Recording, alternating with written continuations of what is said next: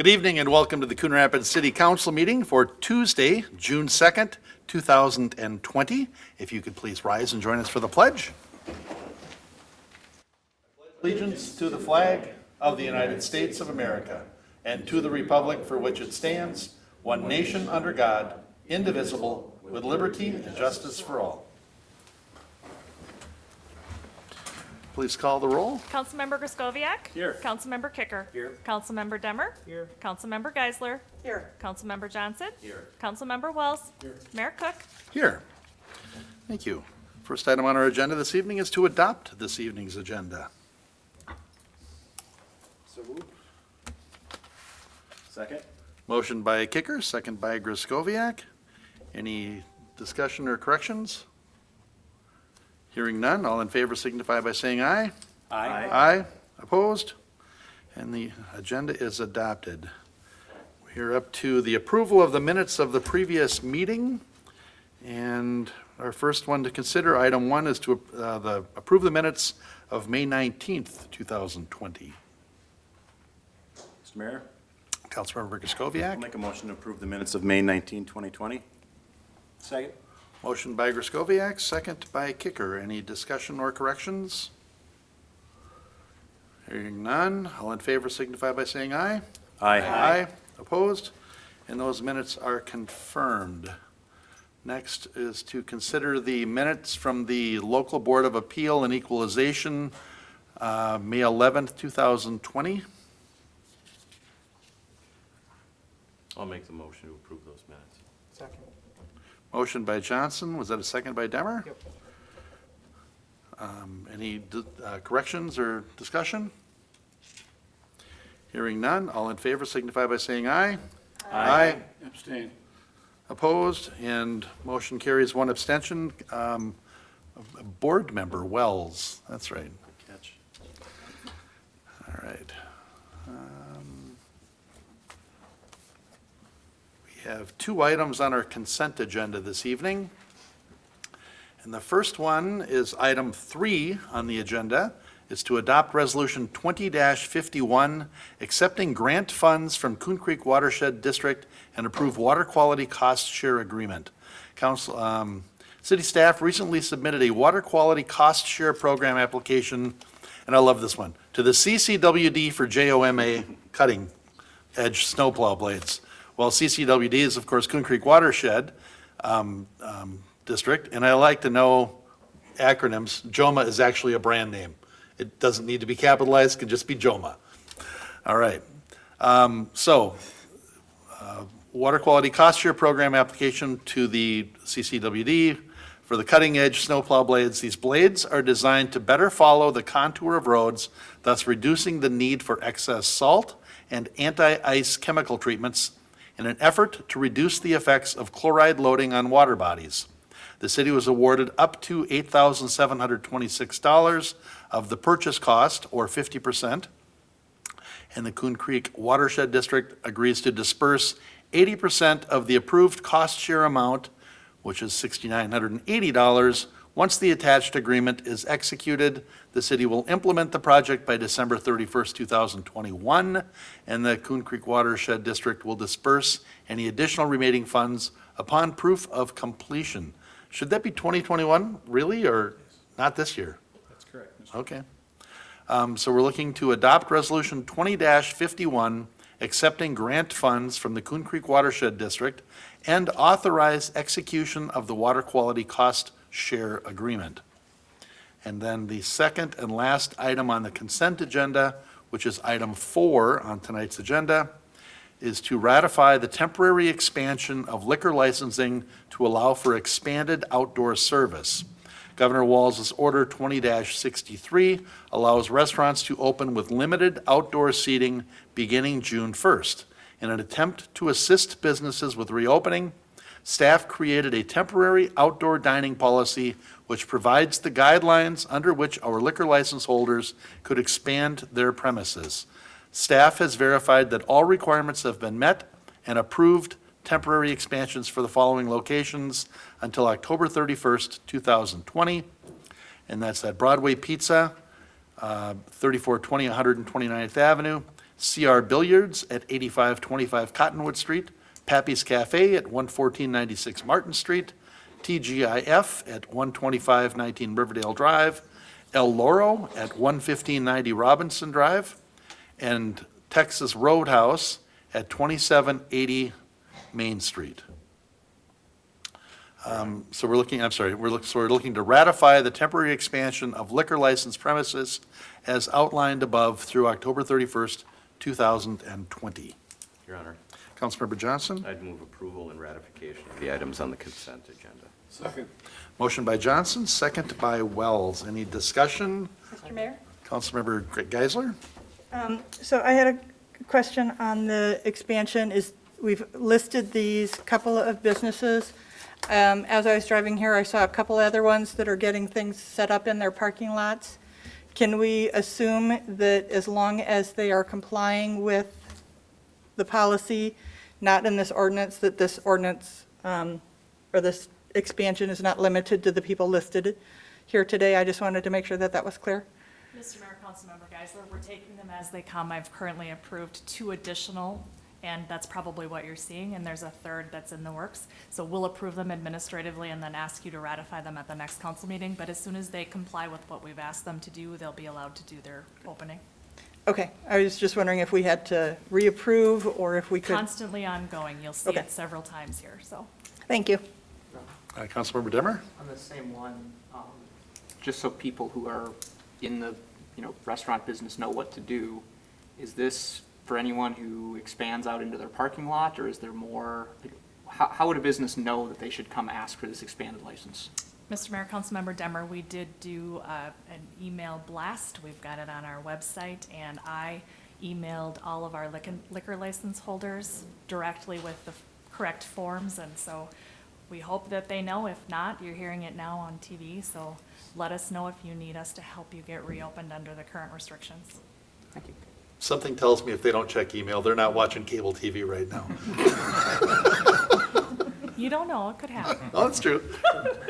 Our little cable channel really gets out there, you know. All right, we have a motion and a second. Any other discussion on the consent agenda? Hearing none, all in favor signify by saying aye. Aye. Opposed? And that is carried. We are up to new business, and we are up to item 5, to consider Resolution 20-3, Sub 12, adopting assessments for street reconstruction project 20-3. The city is proposing to improve approximately 900 feet of University Avenue located north of Main Street by reconstruction as part of Project 20-3, led by the city of Blaine. And I'm assuming, since we've been through this a couple times, we're not going through another proposal tonight or another presentation? Okay. All right, so I'll just hit the highlights then. In conjunction with city staff, the city of Blaine completed plans, advertised the project, and received bids May 19th, 2020. We're being asked to adopt the assessments at this time. The project will be led by the city of Blaine, which includes design and construction administration, and a joint powers agreement with the city of Blaine addressing cost and maintenance obligations for each city was approved by the city council at its December 17th, 2019 meeting. Coon Rapids City Council also held a public hearing for this project on April 7th, 2020. As city buildings were closed to the public due to the COVID-19 pandemic, a follow-up notice was mailed to residents on March 27th detailing the steps to file a written objection to be considered by city council. Let's see, and I think we had one objection filed on that. So at this point, we're looking to adopt Resolution 20-3, Sub 12, adopting the assessments for Project 20-3. Your Honor? Councilmember Griscoviac? Was I right?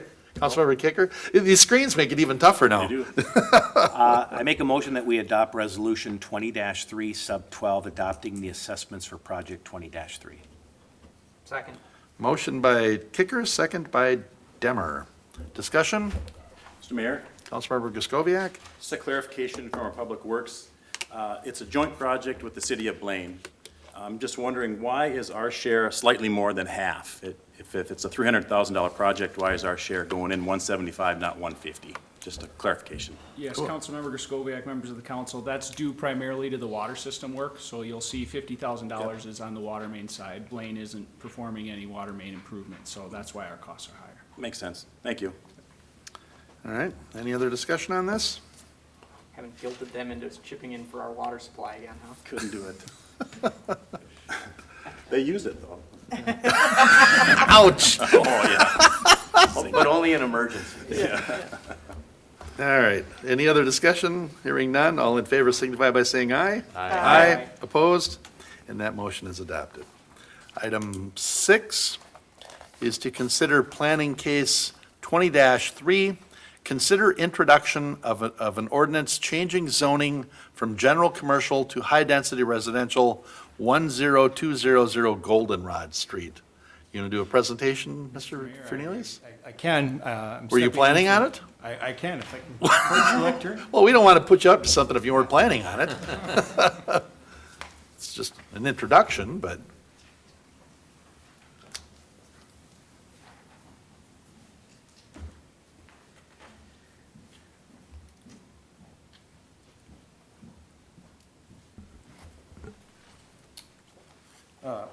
Mayor and council, I just have a couple of quick remarks and a few slides on this item. So just to provide a quick summary, the applicant is Shamrock Development. They are proposing a change in zoning for the parcel they own at 10200 Goldenrod Street, from general commercial to high-density residential. There is a separate action at a future meeting on June 16th to consider the land use designation and the comp plan from general commercial to commercial mixed use, but we'll discuss that at a separate time. This is a location map that shows the parcel, Goldenrod and 102nd. Essentially, this is the site right here. It's adjacent to the post office, which would be to the east, the Progressive Auto Insurance Claim Center, and then there's an office building. The site is about 6.5 acres in size. As I mentioned, it is currently zoned a general commercial. It's adjacent to an office zoning district where the post office is located. And then this is a slide which shows the land use designation under our comp plan. So this is general commercial with an institutional use to the east. Just real briefly, the site was previously guided moderate density residential back in 1993. The applicant, who is the Shamrock Development, requested a change in the land use designation and zoning to what exists today at that time. They provided a narrative, which is a part of the packet, and have explained that over the last 30 years, as they have tried to market this property, they've had really limited interest from commercial users. They have had 2 auto dealerships. Neither of those proposals advanced. But more recently, they have been talking to a few multifamily developers, and as the council recalls, I think it was back in February, we had a work session with Shamrock and then the development team of Schaefer Richardson and Amcon, and they've been working on a plan which would go into a more formal stage if this were to proceed on the 16th. In terms of analyzing the request, really the focus for this ordinance, when it ultimately is considered by the council, is whether or not it aligns with our comp plan. And as we've identified in our staff report, there's really 2 areas in our comp plan. One is in the housing chapter, where we identify a variety of goals related to the expansion of housing options, which a zone change would accomplish by providing additional land for higher density housing. And then also in our land use chapter, we identify a need for additional housing types to serve various life cycle needs of our residents.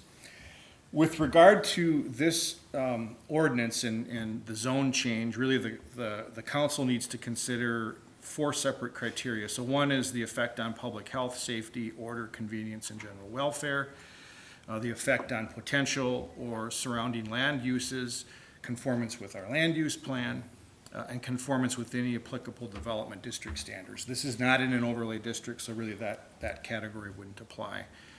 And staff believes that this proposal meets those criteria. Planning Commission did consider this item on May 21st. They held a public hearing. There was no testimony that was provided at that time. There was a question from one of the commissioners about future plans for a noise wall along Highway 10. And staff responded that that would be addressed as part of any future site plan review. The commission did recommend introduction of the ordinance tonight based on the criteria that I previously mentioned. The applicant is here tonight if there are any questions, but as the mayor mentioned, this is an introduction, so formal action would be taken on June 16th along with the comp plan amendment as well. So I'd be happy to answer any questions that you may have. Councilmember Demmer? So, I guess I'm curious why, well, I'm curious if we can do a little bit more flexible thing like high density or general commercial. I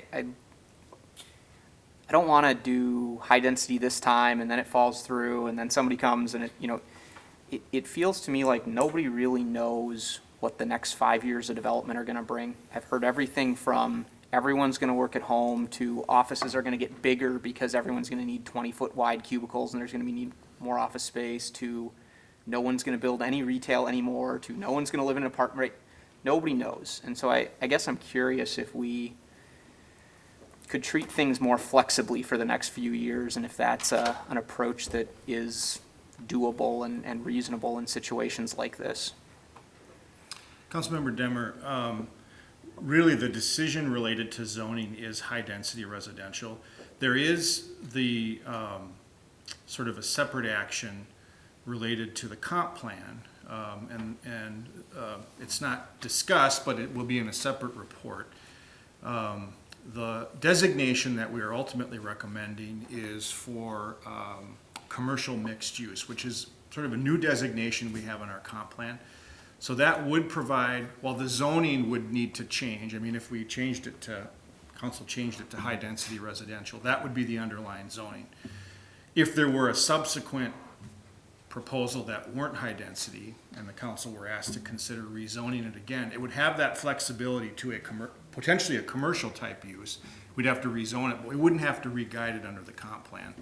So I think, to some extent, what I think you're asking for, we could accomplish by re-guiding the parcel to provide that flexibility, but really this action is related to the zoning, and we don't have a separate We don't have a way to mixed-use zone zoning as, district, no. okay, because I thought we had a different time where we had something that was, A or B zoned.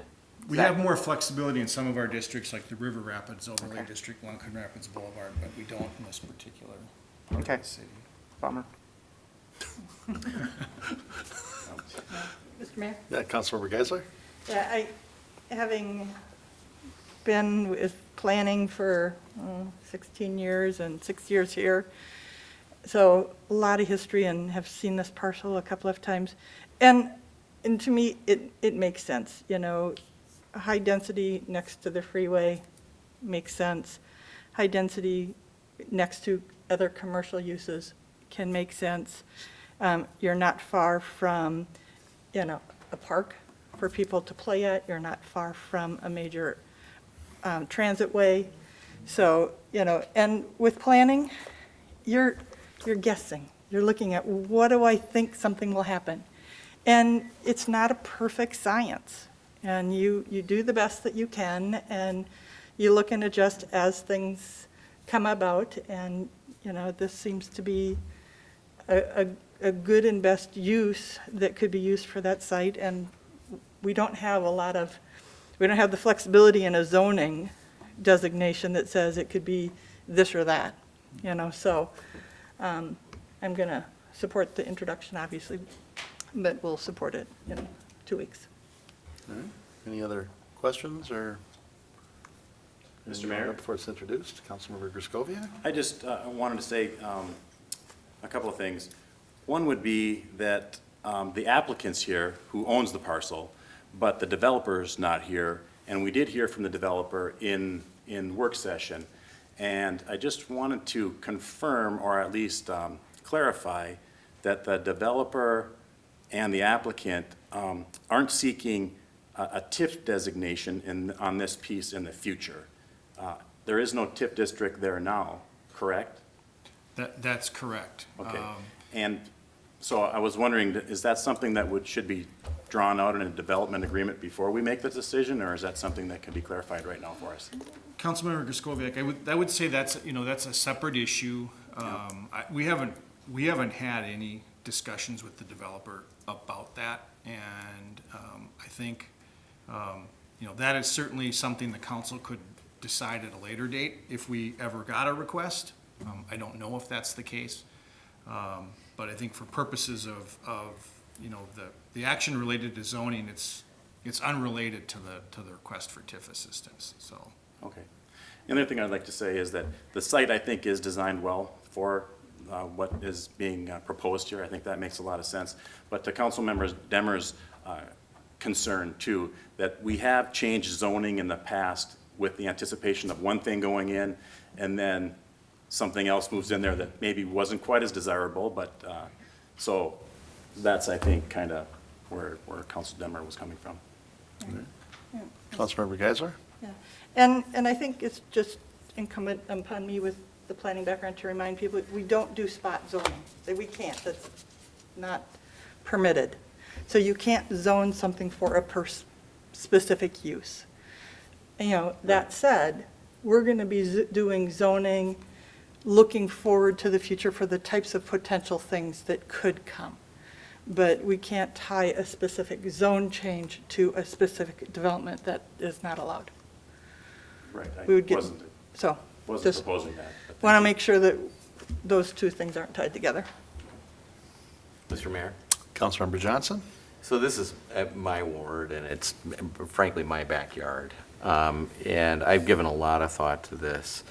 I think the site, it is not ideal in the sense that if a significant apartment development goes in there, I think we're gonna have to look really hard at how the traffic flow happens, getting out onto Foley. But beyond that, it's the highest and best use for that piece of property. So, I come at these land use things with a kind of a libertarian bent. If somebody has a piece of property and they have a reasonable use that they want to put that piece of property to, I want to find a way where we can get to yes on something like that. So I intend to support the application for rezoning in this situation. I know some of my constituents are going to be concerned about what that's going to do to traffic, especially rush hour traffic, as they're coming down Foley and trying to get to work and trying to get out onto the street. And we've got to think about how that traffic pattern works there and what we can do to assist in that regard. So I'd encourage the city also to look at that kind of street that rings around there and how we might, go about, whether it's turn lanes or whether it's other things, how we might go about making it a better traffic flow, especially since it's so close to the intersection that involves Highway 10 and the on and off ramps there as well. But I think it's the best use for this piece of land, and I look forward to seeing what Shamrock and the developer can come up with. Thank you. Okay, Mr. Cornelius, anything else? Any other questions, anyone? Okay, then with that, we will consider this introduced. Mr. Brody, do you want me to read all those details in just? No, I think today that you've considered it introduced and be sufficient. Okay, all right. And we don't have to do anything about Mr. Teeson's birthday this week or anything, we can just let that go past? Okay. All right. So we will consider that introduced, and we will move on to item 7. Consider appeal decision of Board of Adjustment and Appeals, Thomas Quinn, 10494 Wintergreen Street. Who wants to? I have a presentation for the council. Sammy Corlew, I'm the assistant city attorney on this. Mr. Mayor, city council members, I'll give you a brief summary. This is an appeal of a decision of the Board of Adjustments and Appeals upholding a compliance order that was issued by Chief Building Official Greg Brady. The appeal is in accordance with Section 11-305, Subdivision 6 of our city code. You must affirm, amend, or reject the decision of the Board of Adjustment and Appeals in this case.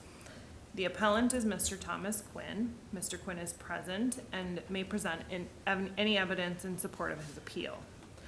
Mr. Quinn's residence is located at 10494 Wintergreen Street in Coon Rapids. It's a manufactured home built in 1976 and owned by Mr. Quinn.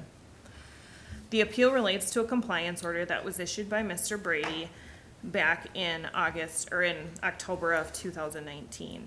The hearing in front of the board took place on December 5th of 2019. The board's findings have been included in your packet. So this all started back in August of 2019 when the city conducted an inspection of the exterior of Mr. Quinn's property and observed that the siding on his residence was decaying. There are numerous holes in the siding and evidence of water intrusion causing the siding to decay and rot. Also, some of the holes were so large the interior sheathing was exposed to the elements. Mr. Brady also observed that the siding under the windows were rotted, exposing the inner material of the siding boards. The wall cavity and fiberglass insulation was exposed to wind, rain, snow, bugs, birds, and vermin. Holes were also present as evidence of woodpeckers nesting and searching for food. Water appeared on the walls, causing the walls and the paint to fail. Photos of Mr. Quinn's residence, which were accepted by the board as evidence, are also included in your packet. Between August 2019 and November of 2019, no repairs had been made on the property and Mr. Quinn remained living in the residence. The city had been in contact with Mr. Quinn as well as a company called Manufactured Housing Parts and Service. A man by the name of Greg Votel issued a letter included in your packet with the opinion that Mr. Quinn's residence contained total siding failure and also noted possible structure failure. He also opined that the cost to repair the home exceeded the value of the home. In December of 2019, a compliance order was issued by Mr. Brady pursuant to City Code 12-315 Subdivision 2, and also cited violations of City Code 12-306 Subdivision 1 and 12-306 Subdivision 3. Specifically, 12-306 Subdivision 1 relates to the foundation, exterior walls, and exterior roof of homes and requires that they be substantially watertight and in sound condition. The code requires exterior walls to be free of deterioration, holes, loose or rotting boards, or any other condition that might admit rain and dampness into the interior portion of the walls. City Code Section 12-306(3) regulates windows, exterior doors, and other openings, and also requires they be substantially tight and in sound condition. The code requires the windows prevent the entry of rain, wind, and pests from the building. Mr. Quinn's residence was in violation of these two sections of city code, and the compliance order was issued directing him to repair the home or demolish it and dispose of its contents. Mr. Quinn appealed that compliance order, and testimony was heard by the board on December 5th of 2019. They heard testimony from city staff as well as Mr. Quinn, and the board unanimously upheld the compliance order, concluding there were no erroneous interpretations of city code. No repairs had been made to Mr. Quinn's residence prior to the board's hearing, nor has any repairs been made up to today's date. He was given an extension to April 30th pursuant to the board's order.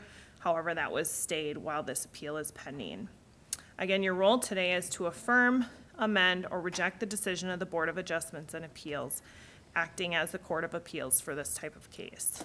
It's the city's recommendation, based on the information presented here, that the findings of the board be affirmed. I am available for questions, and Mr. Quinn again is present to present his appeal. Thank you. All right, thank you. Does anybody have any questions on this before we have the Mr. Quinn come up? No. Mr. Quinn, would you like to come to the mic and present whatever it is you'd like to tell us, sir?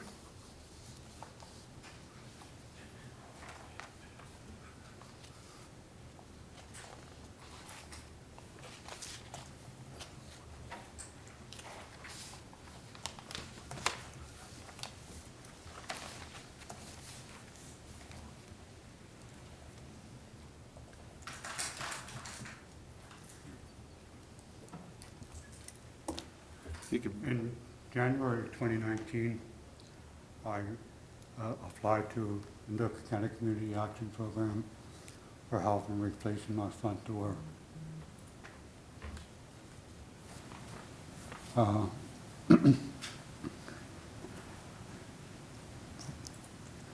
ACAP had considered doing all of the work at that time on my home, but they wouldn't have been able to do anything until spring. So I only got the front door replaced. My intention was to follow through with ACAP to get the other things done that needed to be done. On July 31st, 2019, I fell at home and broke my hip. I was eventually transported to North Memorial Hospital, where they put a bolt in my hip to repair the damage. Then they discharged me to Camellia Rose Nursing Home. While I was there, I got notified by the social service person that I was not allowed to go home because my house had been condemned. I wrote an email to Mr. Demmer, and he seemed like it was okay. the inspection department does good work. The problem is that I was not there at home.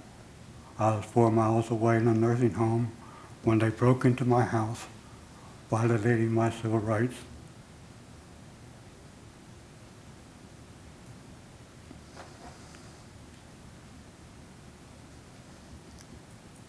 On August 29th, I went to visit with Mr. Brody and Leah Dravlik. See this says in this discussion here, it says in August 2019, city staff, including Leah Dravlik, conducted an inspection of the exterior of my residence, but she was inside my house. And the notice that I got, sorry, my hearing aid's stuck.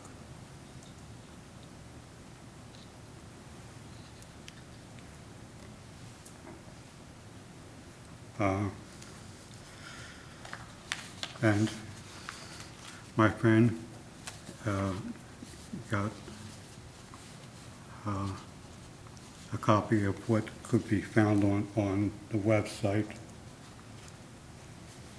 And it's the copy that's attached to here says that only that the property is non-compliant.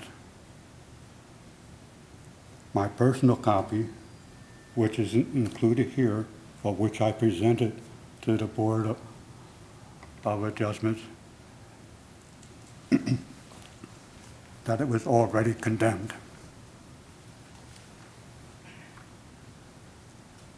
I complained to the Minnesota Attorney General Keith Ellison.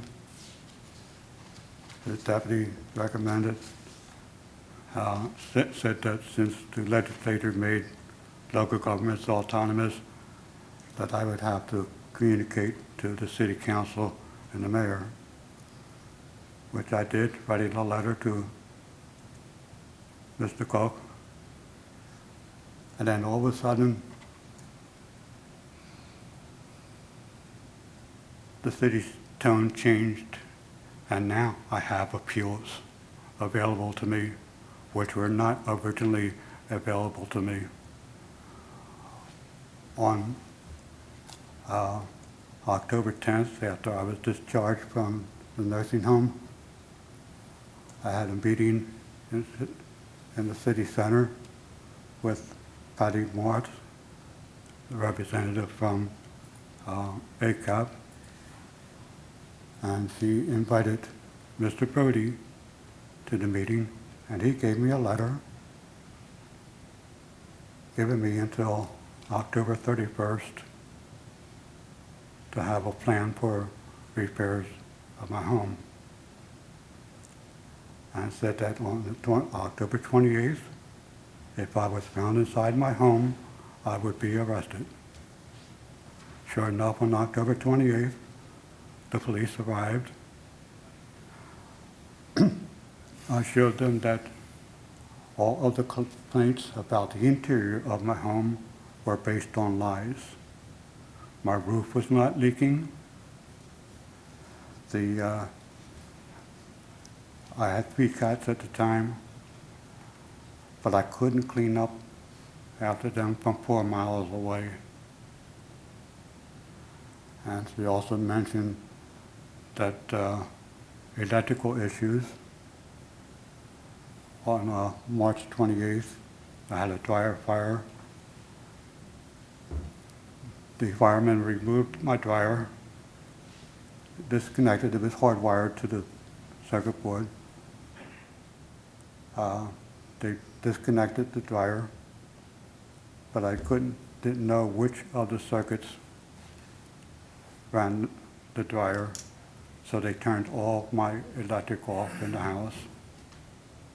I said I would have to get an electrician to come in and restore my power. About 5 or 6 o'clock at night, an electrician finally arrived. They disconnected the leads from the circuit board and turned my power back on. He didn't get a permit.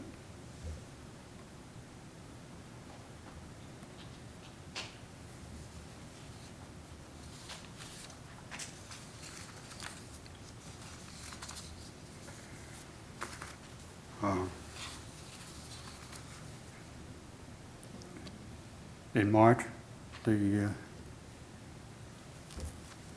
Supreme Court Justice Gilda said that all other courts should shut down. Somehow or other, the city's lawyer got into the court and had my case dismissed.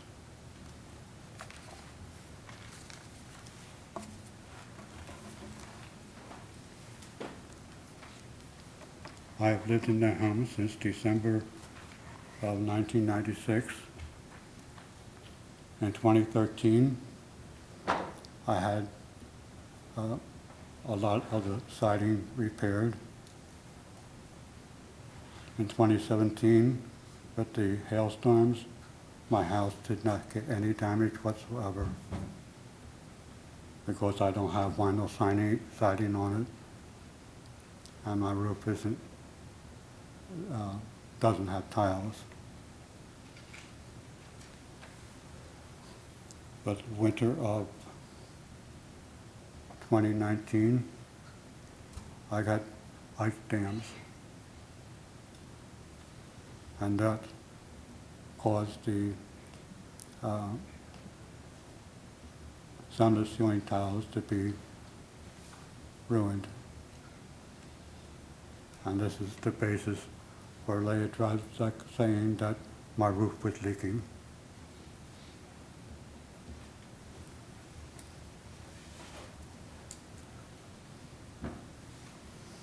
That's all I have to say. Thank you, Mr. Quinn.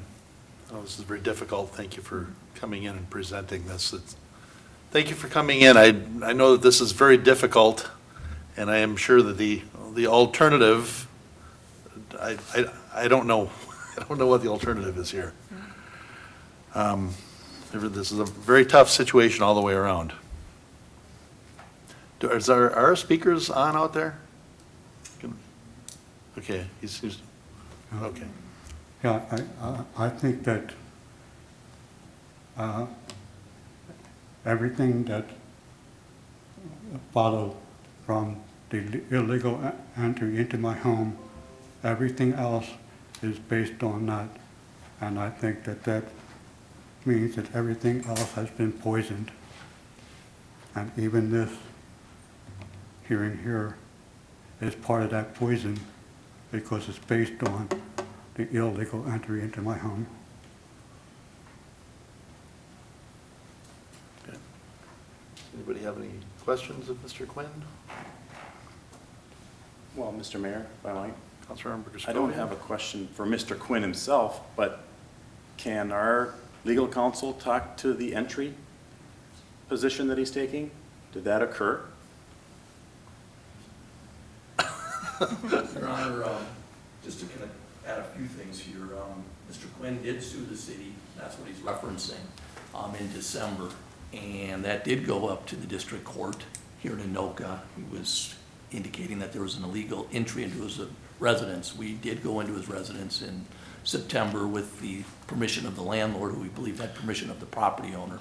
And I'm not sure, it sounds like Mr. Quinn did not get that order because he kept saying, I don't want to have this hearing until I get it. You know, we still have this matter in court. So we had received this order in March saying that the matter had been dismissed because it wasn't ripe. He hadn't yet exhausted his remedies here with the city. So we sent that order to him last week. We presume that the court had sent it to him. That was way back in March, so there may have been some confusion there. But clearly the case had been dismissed because it hadn't been ripe, and that was, and so that's why it's here tonight. Theoretically now, Mr. Quinn, if you wanted to, could renew that lawsuit. Certainly our hope would be that we we give him some time to come in compliance. If he's able to come into compliance now that summer, we'd be willing to do that. We've always been willing to work with Mr. Quinn, and we're up to it. He's never been out of his residence other than for those medical reasons that he explains. He's been residing there since this matter, other than, like I said, those times when he wasn't there for medical reasons. So we haven't arrested him. We've never gone out there to kick him out or anything like that.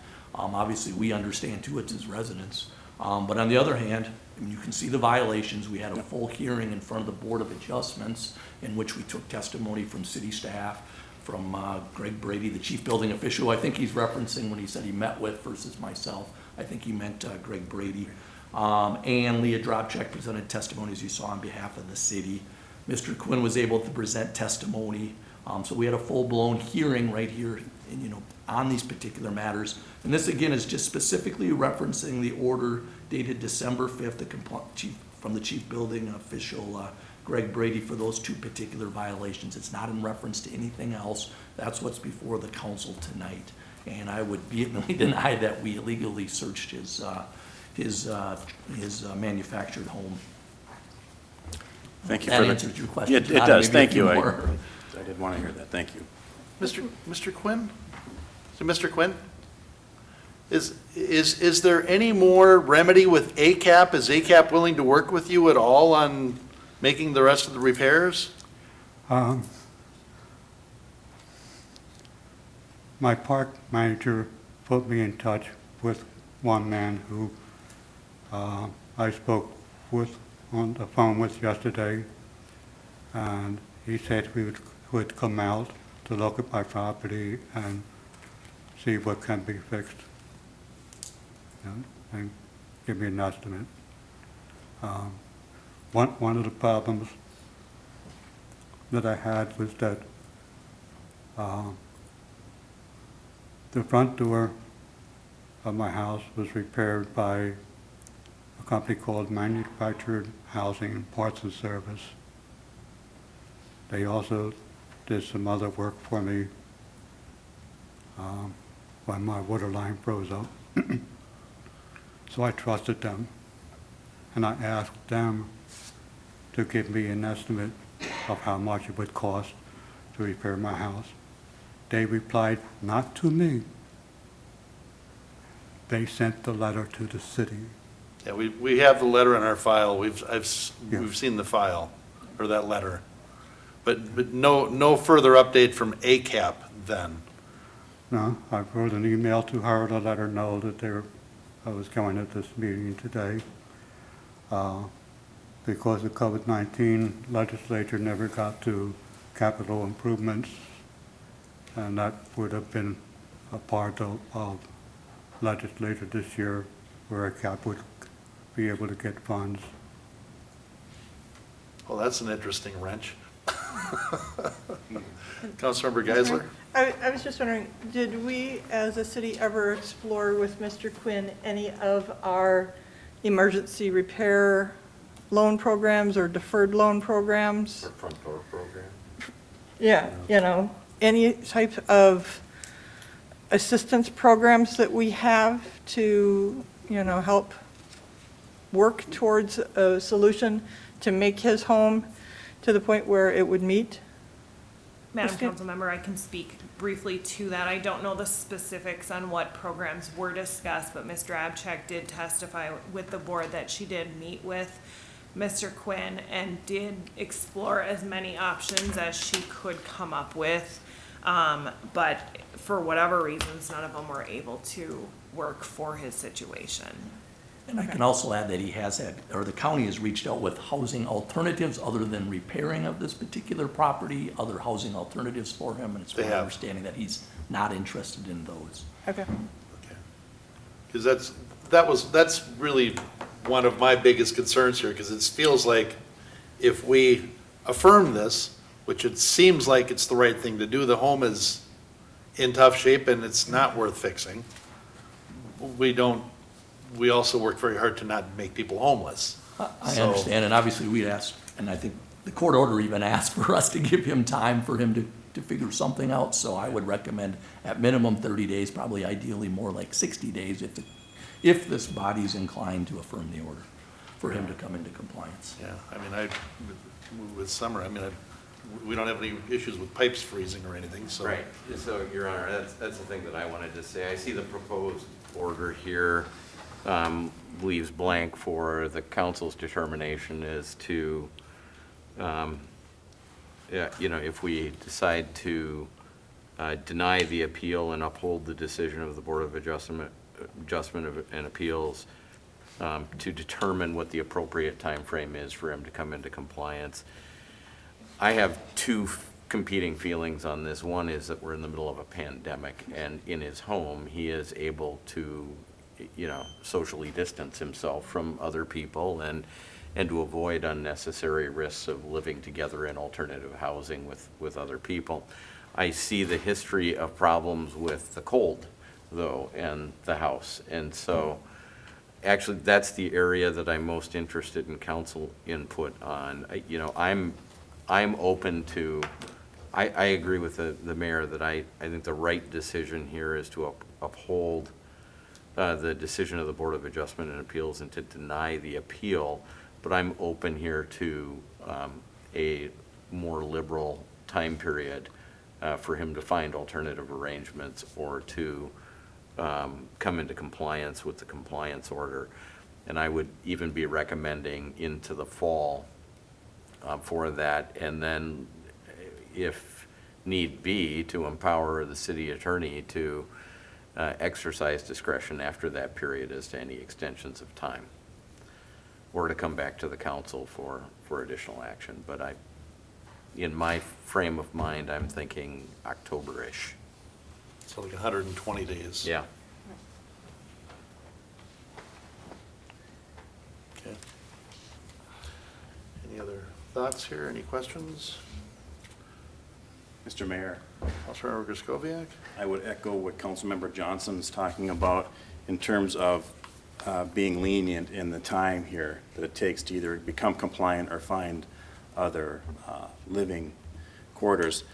I drove out to the property today, and it's part of a mobile home development there. I would think that given that amount of time, we'd be able to either help you with some solutions in repairing that place or helping you find other living arrangements. But at this time, with COVID, with all the things that are going on, and being that it is summertime, I think we do have to be lenient in this case. And I would like to personally even just reach out and see if I can help you in any way that I can after the meeting or, next week. Thank you. Okay. Your Honor, Councilmember Wells? I would agree with that, although I am concerned about, leaving him in a potentially unsafe environment. That's not a great option either. And, I think there's some nonprofits in the city that if it was a matter of repair, we could work that out. But it sounds like the place is totaled. There really isn't a repair. It needs to be replaced. So I will support the 120 days, but I think we're going to be in the same spot in 120 days. Hopefully, something can be worked out for alternative housing at that point. Do you remember when they told us the Riverwind was totaled?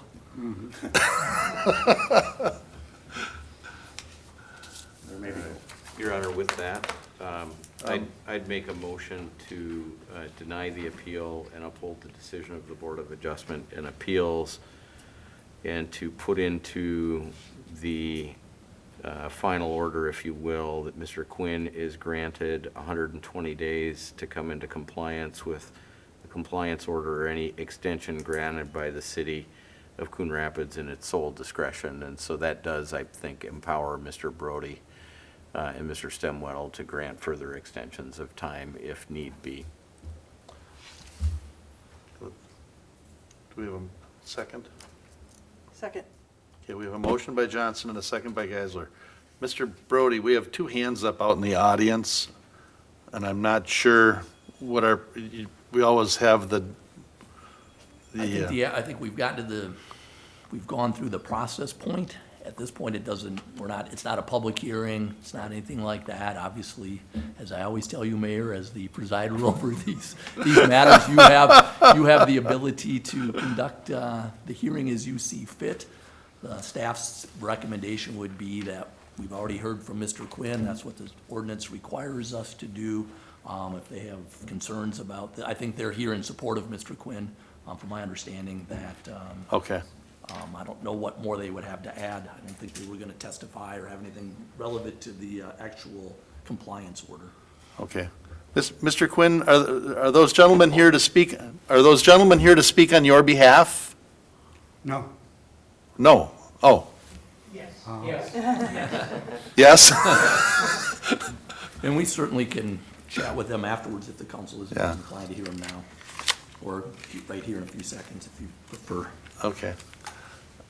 Yeah, if, Your Honor, if you don't mind, I would encourage staff to meet with anybody who's got some positive information that they want to share about the appellant's situation or any possible remedy to that situation. Okay, so we've basically kicked this can down 120 days here. Right. So if you could talk to staff afterwards, if there's something that you need to work out, if there's something that we need a little bit more time, let us know, they'll let us know, and we can figure this out. Nobody up here wants Mr. Quinn to be homeless. Mr. Mayor? Councilmember Geisler? So I did the second so we could get into the discussion period. So Mr. Quinn, want to make sure that we can work with you to get to a solution, so you have adequate and safe housing. And so with that, I would encourage our staff to, again, look at our deferred maintenance loan programs, to look at our house loan programs. What are the things that we have available to our city residents? Let's get creative and see how we can help resolve this situation. We don't want people living in homes that are dangerous to them and their health. But, if there's things that we can do to help rectify that, fabulous. And I would encourage staff to do that, as well as if it gets to the point where we find that it can't be fixed, let's work to ensure that we have a good final resolution for Mr. Quinn before the 120 days. It seems like it would probably make sense to do, we had an old truck, and when we brought it into the service garage, they told us we needed to replace the radiator cap. We need to remove the radiator cap from this one, and roll a new truck underneath it, and put it back on again. Yeah.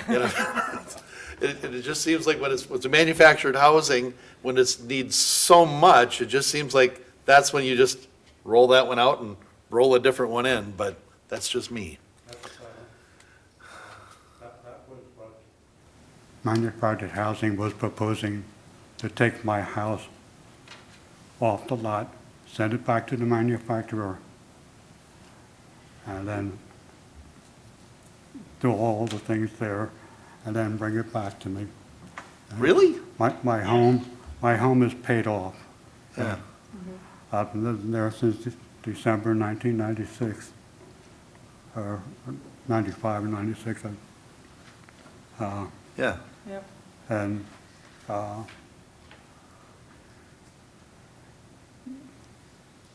my Okay. expense to live there is lot rent. Well, we If have I- if I 120 had days to- now. Okay. It had been suggested to me from different people that I could move into assisted living apartment or things like that. And I'm sure the rent would be 2, 3, 4 times higher Yep. than what I'm paying for lot rent. Yep, I understand. Yeah. Okay, So, so we have a motion and a second. Do we have further discussion? And what we are doing is, are we affirming or are we amending then? We're affirming with a 120-day. Denying the appeal, affirming the board's Board. decision, yeah. Okay. Any other discussion on that? Hearing none, all in favor signify by saying aye. Aye. Aye. Opposed? And that motion carries. Thank you, Mr. Quinn. You take care.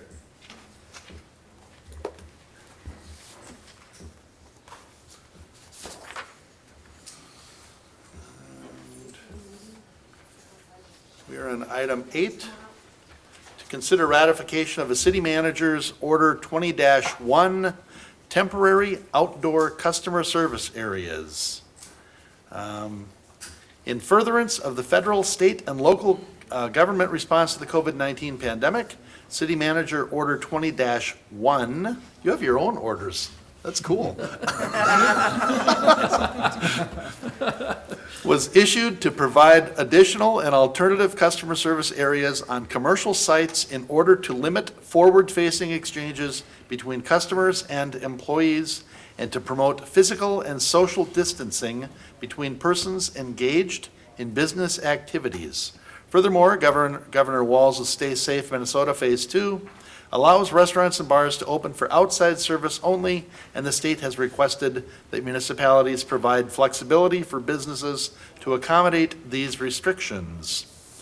So we're looking to ratify the order and provide city staff continuing authority to carry it out. And then additionally, the staff is requesting the city council to waive the fee associated with obtaining a permit for certain temporary structures when an application is being made related to City Manager Order 20-1. Mr. Stemwedel, anything you would like to add to City Manager Order 20-1? Sure, Mayor and Council, yes, as to not let the power go to my head. We thought it was best to have this order ratified by the City Council. Really, it's an attempt to provide primarily restaurants and bars after the release of the Stay Safe update from the governor of Minnesota with some flexibility around how they can accommodate those current restrictions related to outdoor seating only. There are some other things that would get sort of enveloped into this. So you think about those curbside drop-offs at retail places and things of that nature that are maybe happening in new ways that we didn't anticipate a few months ago. And so that's primarily the push behind it. The peacetime emergency that we're under, it's really the only time I think that the city manager gets to issue an order in this regard, though the council does need to affirm it. So again, that we're in keeping with the council's desires as far as that goes. Behind this, the staff and community development, the city clerk's office, and the city attorney's office developed some policies and some guidance for restaurants that were, as Ms. Lensmeyer mentioned earlier this meeting, issued to those restaurants to provide them with that flexibility that, and further detail out some of the guidance behind the order itself, since the order is fairly simple in its approach. So with that, I'll stand for any questions, as well as we've got staff from all those various departments here if we need to answer anything specific to the policy or the order itself. All right, excellent. Mr. Mayor? Councilmember Geisler? So, yeah, when the policy for the temporary outdoor dining accommodation policy was sent out, I went, what? I hadn't seen that. What's this?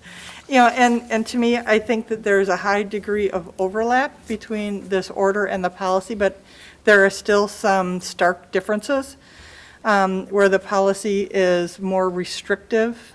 And for me, the one that really sticks out is the need to delineate in your parking lot. And Mr. Stemwell and I had a conversation, and for me, I want to just make sure that while we're putting those barriers and things out, one of the things that our policy says is no snow fencing.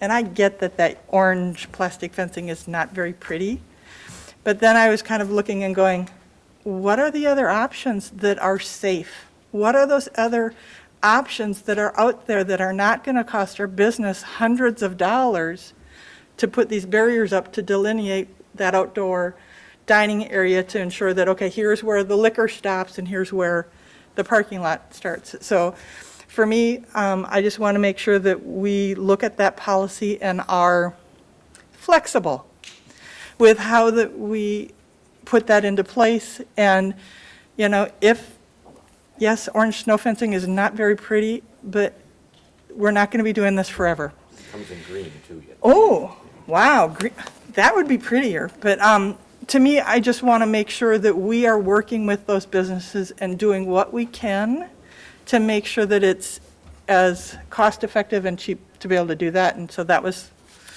where I wanted to kind of look at the policy, because it was pretty hard, heavy-handed on how it said you can't use it. Mr. Mayor, Councilmember Geisler, as regards to temporary fencing, we did approve one just yesterday that is using temporary plastic fence that is not necessarily snow fence. So Okay. yes, we are being as creative as we need to be Okay, within safety standards. yeah, because, to me, it had talked about ropes, and I'm like, oh my gosh, if it's just a rope in the dark, somebody going out, are they going to trip and fall and have issues? So, And rest assured, we will continue to make adjustments as we need to because we're trying to work with them to make sure that they can operate. sounds Okay? great. All right. Anybody else have any questions about this?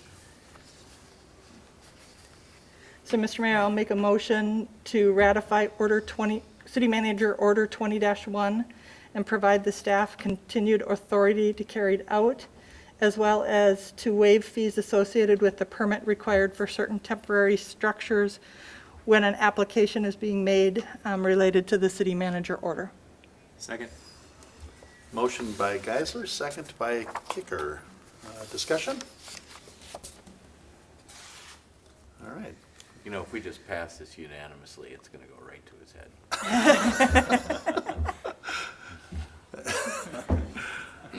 All right. I'm sensing we're ready to vote. All in favor signify by saying aye. Aye. Opposed? And that motion carries. And we are on to item 9, which is to consider partial liquor license refund due to COVID-19 related closure of restaurants. Staff has been approached by several liquor license holders regarding the potential for a partial refund of their license fees due to the COVID-19 closures. The following spreadsheet that we have here outlines the revenue impact for a refund at 25% and for one at 20%. Anything you want to hit on that, Ms. Lensmeyer or Mr. Stemwedel? It's pretty Mayor Council, I'll just self-explanatory. mention, obviously, there are two options. The 20% was effectively taking the number of days from mid-March through June 1st. Obviously, restaurants and bars aren't open to full capacity, so there was some question of we just sort of round that to 25% in sort of anticipation of limited alcohol sales moving forward. I also mentioned that several surrounding communities have considered similar refunds, in particular Andover and Anoka, in a similar approach that they're really looking at everything toward the middle of this year. And I know in particular Andover, there is some thought that if their council is interested in, if the closure is maintained for a much longer period of time, that perhaps on the 2021 renewal, they might actually look at it again. And from a budgeting standpoint, that would actually work out very well for us, too, in that if council wants to consider this, and if there's something down the line that they'd like to consider, that we look at that in 2021, or for the 2021 renewal, I should say. So other than that, that's the magic in the math. There's nothing too sophisticated behind it other than just kind of looking at that quarter of loss for the restaurants and bars, and the fact that, the oversight of alcohol sales during that period of time obviously is much diminished, and so we didn't have as much work to do during that period to enforce their liquor license. Right. They have lots of other fees that continue on. Yes. Yeah. So if we can, and I've really appreciated the city's wanting to do whatever they can to help them. Reaching out to them, letting them know, whatever we can do. That's very helpful and appreciated. And so, Mr. Mayor? Councilmember Geisler? Quick question. So, do they pay this on an annual basis, or do they pay quarterly payments, semi-annual? Mr. Mayor, Councilmember Geisler, it's an annual payment. Okay, so would this be a check that we would return to them? That is what we anticipate doing, Okay. yes. I just wanted to know, because if it was a quarterly payment, were we going to just lessen the next payment, just to make sure? Okay, Just need some direction, and we're ready to go with issuing the checks. thank you. I don't know where everybody is. I support the 25% because that's a minimum of the hit they're gonna get. I mean, it's, I think you're going to be unanimous. 25 up, 20 down? What's that? Put your finger up if it's 25, down if it's 20. All right, that's what I thought. Yeah. okay. Were you gonna make a motion then, Councilmember Demmer? Yeah, except Okay. there isn't one written, so I don't even know what to say. I would make a motion to, Well, we're just providing directions, so I think you can make a motion to do 25%. 25. yeah, to consider partial refund at 25% for liquor license fees. Second. Okay, motion by Demmer, second by Geisler. Do we need that motion restated, Mr. Brody? I asked that you would, and I'd also, you've discussed the reason We're doing this is to provide some economic assistance, and also that the fact that our enforcement over the last couple of months or monitoring of this has been lessened, and that's another rationale why we're giving it. We're not just giving it out of the goodness of our heart, although sometimes that's not a bad idea either. And we can't just say what he just said? We can just add that to the record. I think it was, but just to sort that we've reflected that. All right. So we have a motion and a second to refund up to 25% on liquor license. That was kind of the motion, right? And it's because we're recognizing that we haven't had to do as much oversight. We've saved money on it, and we're recognizing that have made no money. So their liquor license has done them no good lately. So, any other discussion on that? Hearing none, all in favor signify by saying aye. Aye. Aye, opposed? And that motion carries. And item 10 is to consider grant awards utilizing lawful gambling proceeds to benefit area nonprofit organizations. Quickly, the city of Coon Rapids receives 5% of the net profits collected by lawful gambling license holders within the city. Since 2012, 90% of the charitable gambling revenue collected by the city has been distributed to the Coon Rapids Community Strength Foundation. The foundation primarily uses the city's contribution to help fund the annual 4th of July community celebration and the fireworks display. At the end of 2019, the cumulative fund balance for the revenue not dispersed to the foundation was $36,321, and these funds are not currently committed for any particular purpose, but could be dispersed by the city council for certain purposes as allowed in state statute. The applicable statutes are summarized as follows. We've got them here. But I guess, not to be confused, this is separate funding than what we give to the foundation, and the 90% that we give to the foundation is what's used towards the 4th of July celebration. This money is separate from that. It's the 10% that doesn't go to them. Correct. Okay. Just wanted to make sure we clarified that, because mentioning that in there, Yeah. suddenly they're tied together. Yeah. So, we reached out to Alexandra House, Hope for Youth, Stepping Stone, and the Youth First Community of Promise, and asked them to submit information on how their services impact our community and how their needs have changed due to the COVID-19 pandemic. And we have now heard back from all 4 organizations. And does council have any thoughts, or Mr. Stemwell, any guidance on this? Mayor, Council, I think you hit all the main points. We did hear from all 4. Hope for Youth provided some materials that I emailed to council and provided a hard copy of, just some combination of COVID, being out of office, and some other things that were going on. So their request was a little delayed, but it got to us today, which is the good news. And so, as you mentioned, Mayor, that this balance sits on the city books really for the purpose of being distributed as allowed for by the state statute, which includes 2 nonprofits who provide services and have an impact in our community. And so that was more or less the questions we asked these 4 nonprofits.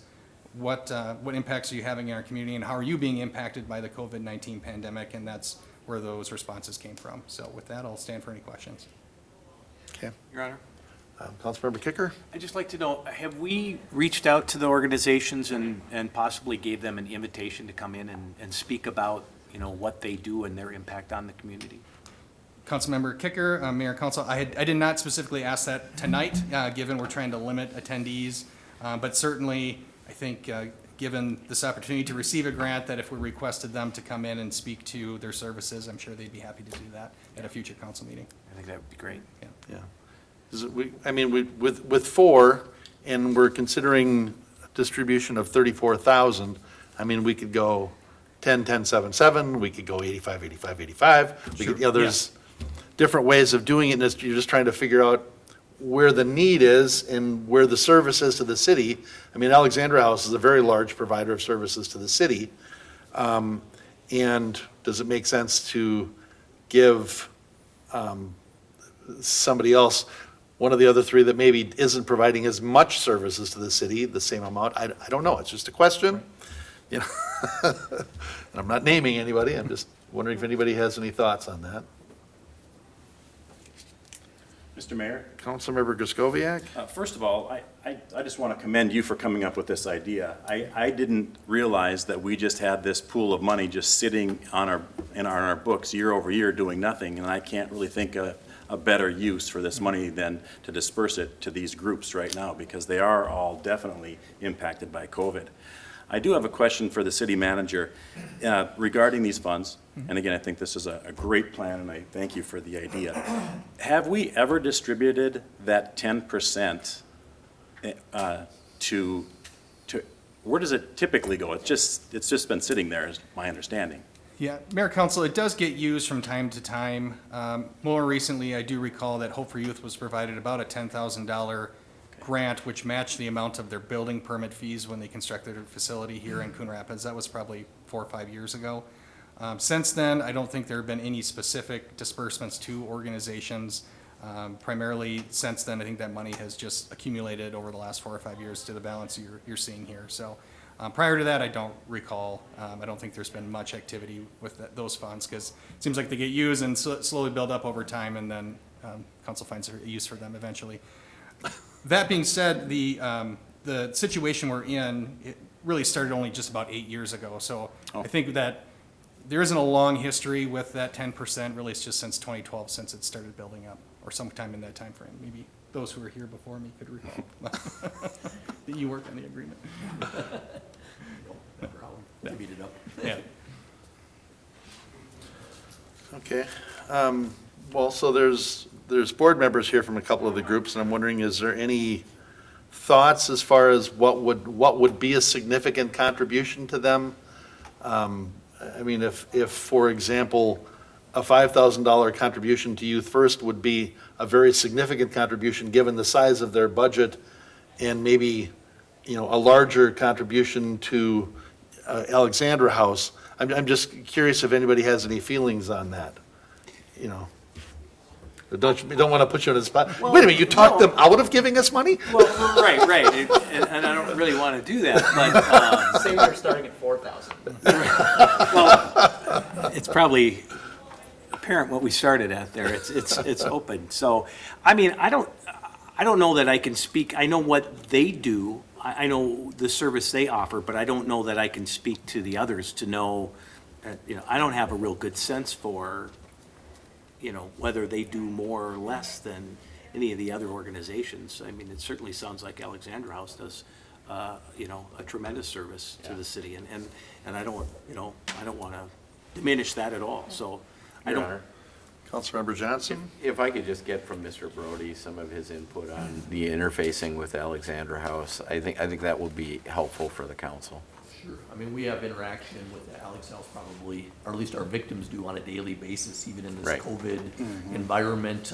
It's much more electronic now and things of that nature. They sort of handle with our victim witness person, the sort of day-to-day, here's what's happening in court, here's your Danko, where Alex House handles if they want to get an order for protection, housing issues, all those kinds of things that they have. So we do have, you know, almost daily, they interact, you know, our police department, things of that nature. When we do assessments right out on the street, we call Alex House right from the street with our victims. So there is that sort of, as I keep repeating myself, that daily interaction. We do also give money, though, every year to Alex House, and we do recognize that. And that's, I think, is further recognition of how valuable we find them. And I know they've had fundraising issues.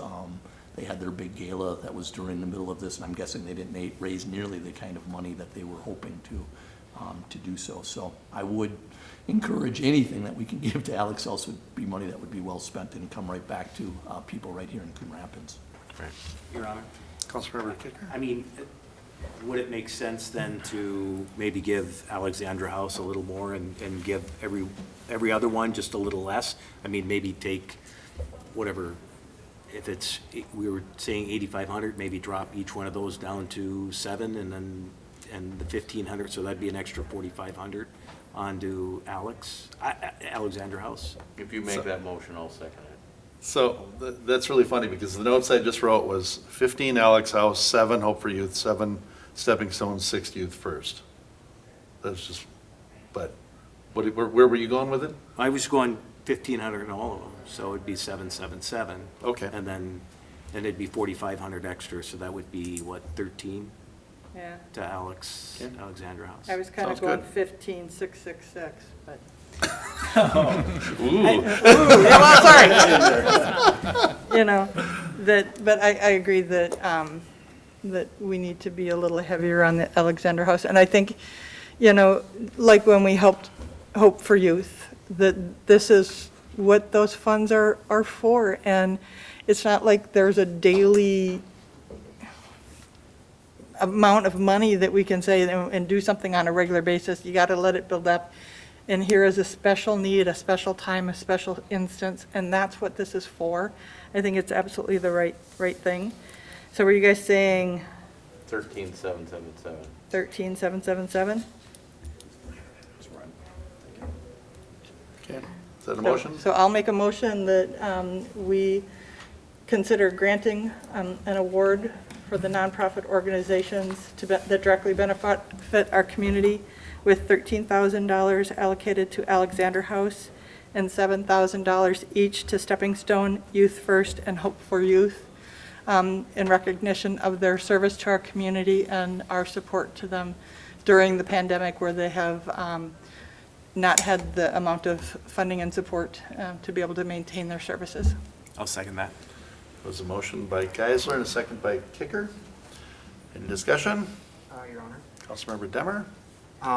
You know, as you read through these applications, you know, there's definitely a lot of need in these groups. You know, just as an example, in the first one, you know, Stepping Stone talks about, you know, purchasing 25% of their food in the past and 75% being donated, and now they're purchasing 100%. So what I guess I would just ask, we're using the money that came from people doing legal gambling like pull tabs to pay for this. If you're at home and you have been able to stay employed through this, please consider you know, maybe a little extra donation this year to some of these organizations. Yeah, very good, that's right. Any other discussion? Hearing none, all in favor signify by saying aye. Aye. Aye, opposed, and that motion carries. And we are up to number 11, to discuss the Anoka County Board resolution related to reopening businesses and churches. And this was passed on May 26th at the county. And really, all it is just a message of support for our businesses. It's just a message to say, we need to get out of their way a little bit. If everybody else can figure out how to operate, they can figure it out too. So we've got two different things here, and actually the one that was included with this was a copy of the Anoka County resolution itself. And then after getting 2 more letters from our businesses this morning, and I thought maybe it would be cleaner to just change it from Anoka County to Coon Rapids, and then strike they had one paragraph in here about the sheriff's office, and so we have a little bit different situation here, so we just struck that whereas. And then there was a whereas in here that they included that said, I'm sorry, which one? Bottom one. Oh, you don't have the paper copy. Oh, sorry, reading it online. At any rate, it talked about the CDC phasing, and I don't know if we have the same thing there as in Anoka County, or if, so basically I just struck that. Paragraph 6. Here we go. Minnesota and Coon Rapids have followed the CDC guidelines under federal regional gating requirements, and we have met the 3 phases that were recommended, and I don't know if we have or not, 64 pages. No. So I just struck that. So then, and that whereas would be just simply, whereas if businesses, churches, and local nonprofits in Coon Rapids follow safety requirements on social distancing and follow state, local, and CDC guidelines, the Coon Rapids City Council supports these places of work and worship while they operate. I can read the whole thing if there's questions, if there's anything else bothersome in there, but I think that we've kind of got it down to where it's just a letter of support. I met with 5 different groups last week, 3 of which have bars in town, restaurants, and the executive director of the Minnesota Licensed Beverage Association, and they're very thankful for the 90 or so communities that have done letters like this encouraging things to move along. You know, so, and that's all this is, just a letter encouraging things to move along.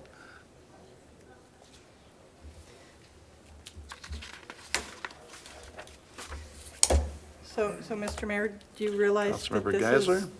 So there's a number of things that are problematic. Number one, it doesn't really do anything, doesn't change anything. The Anoka County one was done prior to the orders which granted more flexibility in opening of our bars and restaurants. But there's contradictions in here as well.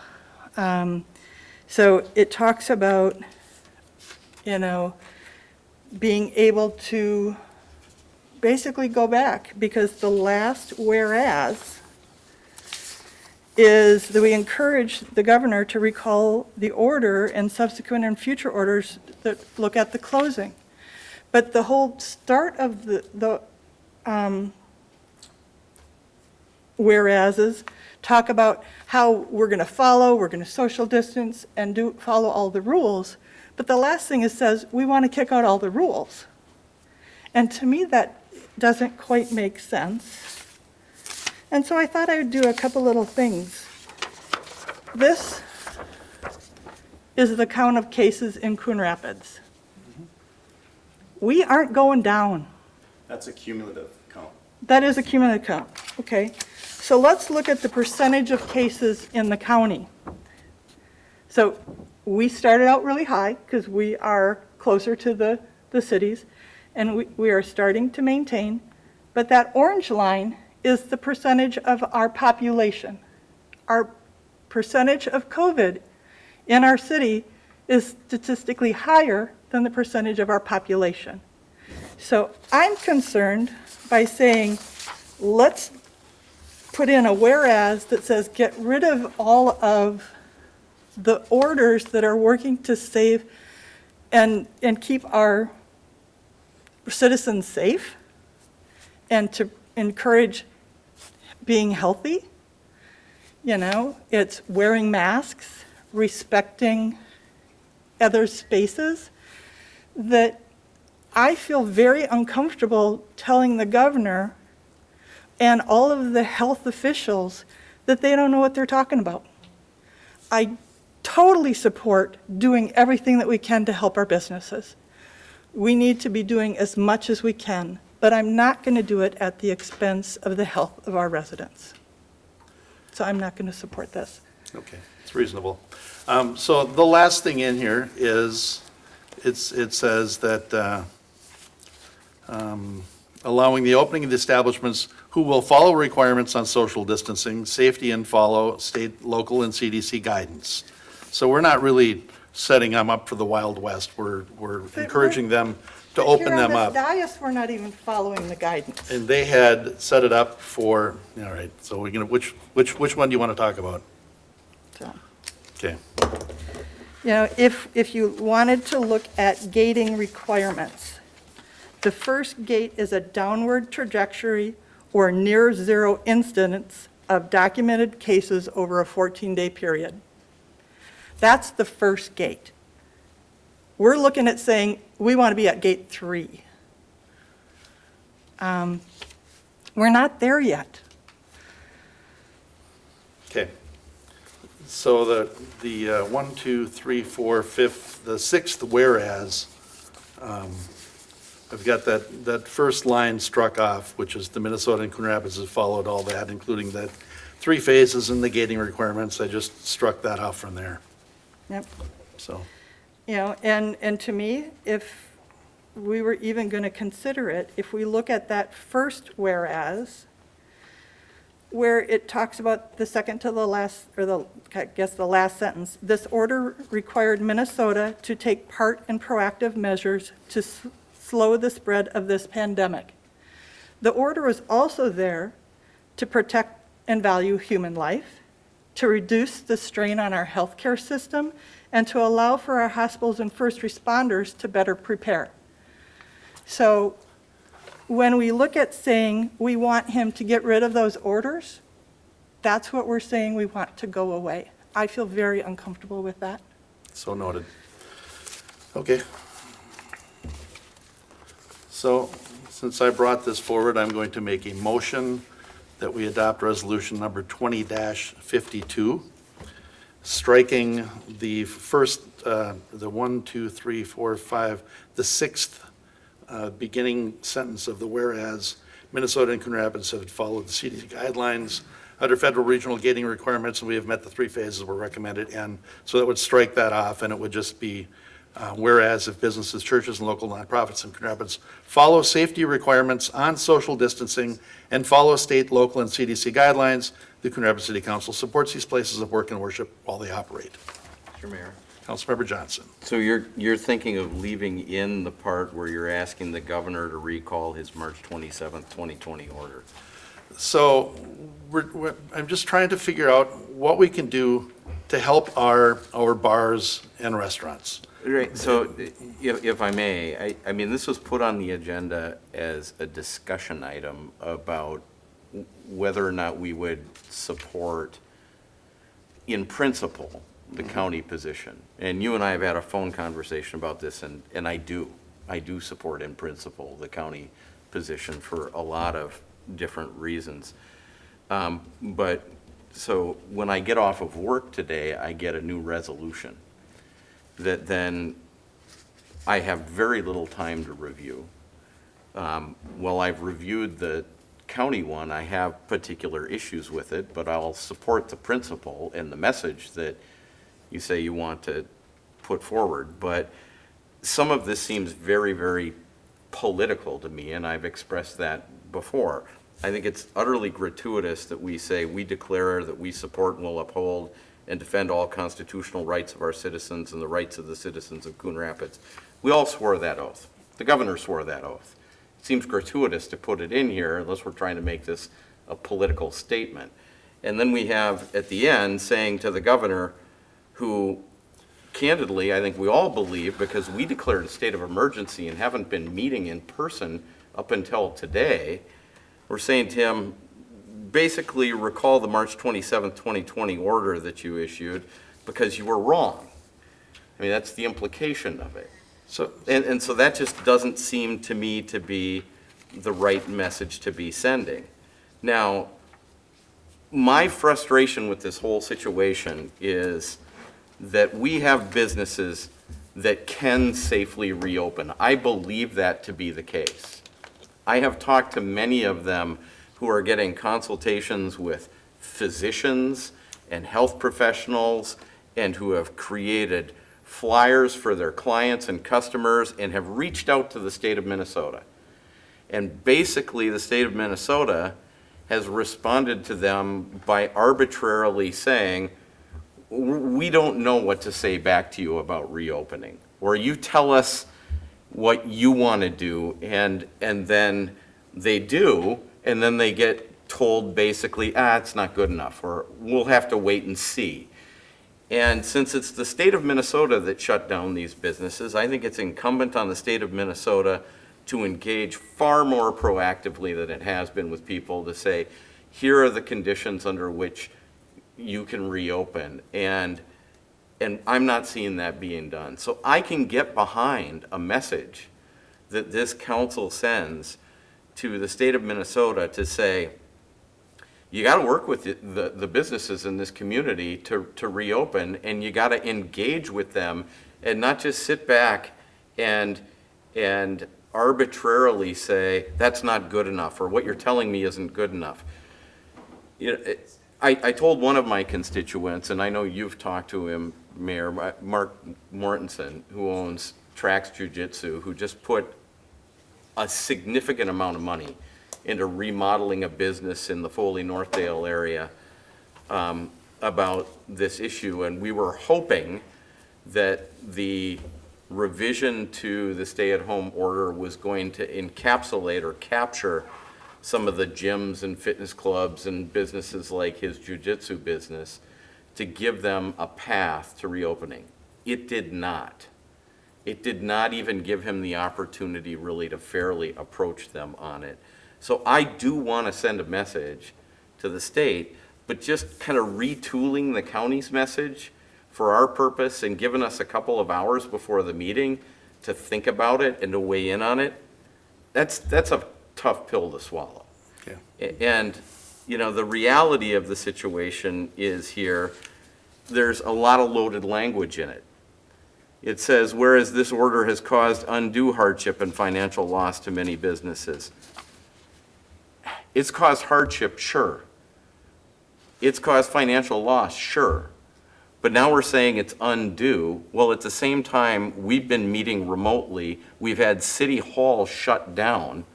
I'm not so sure it was undue when the purpose was to save lives. And at the same time, we're looking at this and looking at the county's resolution. The county board issues a curfew for completely different reasons and shuts down Anoka County, including the interstates and the state highways, for, you know, the last weekend in the evenings. One is to protect property from vandalism, and the other one that the governor issued is to protect people's lives from probably the worst pandemic this world has seen in 20 years. So I don't think it's undue. I think it was legitimate. Now, the question is, when you have these kinds of restrictions, are they narrowly tailored to achieve a compelling state interest? That is the constitutional test for stuff like this.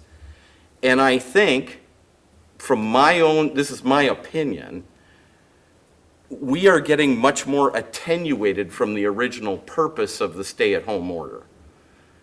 That was a broad order in the beginning. There were some exceptions. It wasn't narrowly tailored, but we were in a new zone. Now there's been some more exceptions to the stay-at-home order, and they're expanding it, but frankly, they are not narrowly tailoring it anymore. There are things that they can do to tailor it much better to allow many, many more businesses to reopen, especially when those businesses are trying to engage with them. Why can't we just send a letter? Why can't we just send a letter saying we generally support the principles that are underlined in the county's resolution, and we encourage the governor and all the various departments of the state of Minnesota to work proactively with our local businesses and get them back to work and get them back running under safe conditions? I don't understand why it requires us basically retooling the county's resolution. Mr. Mayor? So, hang on, so just to be clear, all I did was, all that's happened is what the county resolution was, has been changed to the Coon Rapids resolution. All of the other language is exactly the same. If we go back to the county resolution and ratify that, it's fine as well. It's just symbolic in nature. Know that we send a letter. It's not a nickel's worth of difference from sending this. It's just a matter of showing our businesses that we've got their back, and we support them. Councilmember Kraskowiak? Well, to one of the last points that Councilmember Johnson just made, retooling this. I mean, could it be something as simple as saying that we consider all businesses in Coon Rapids essential?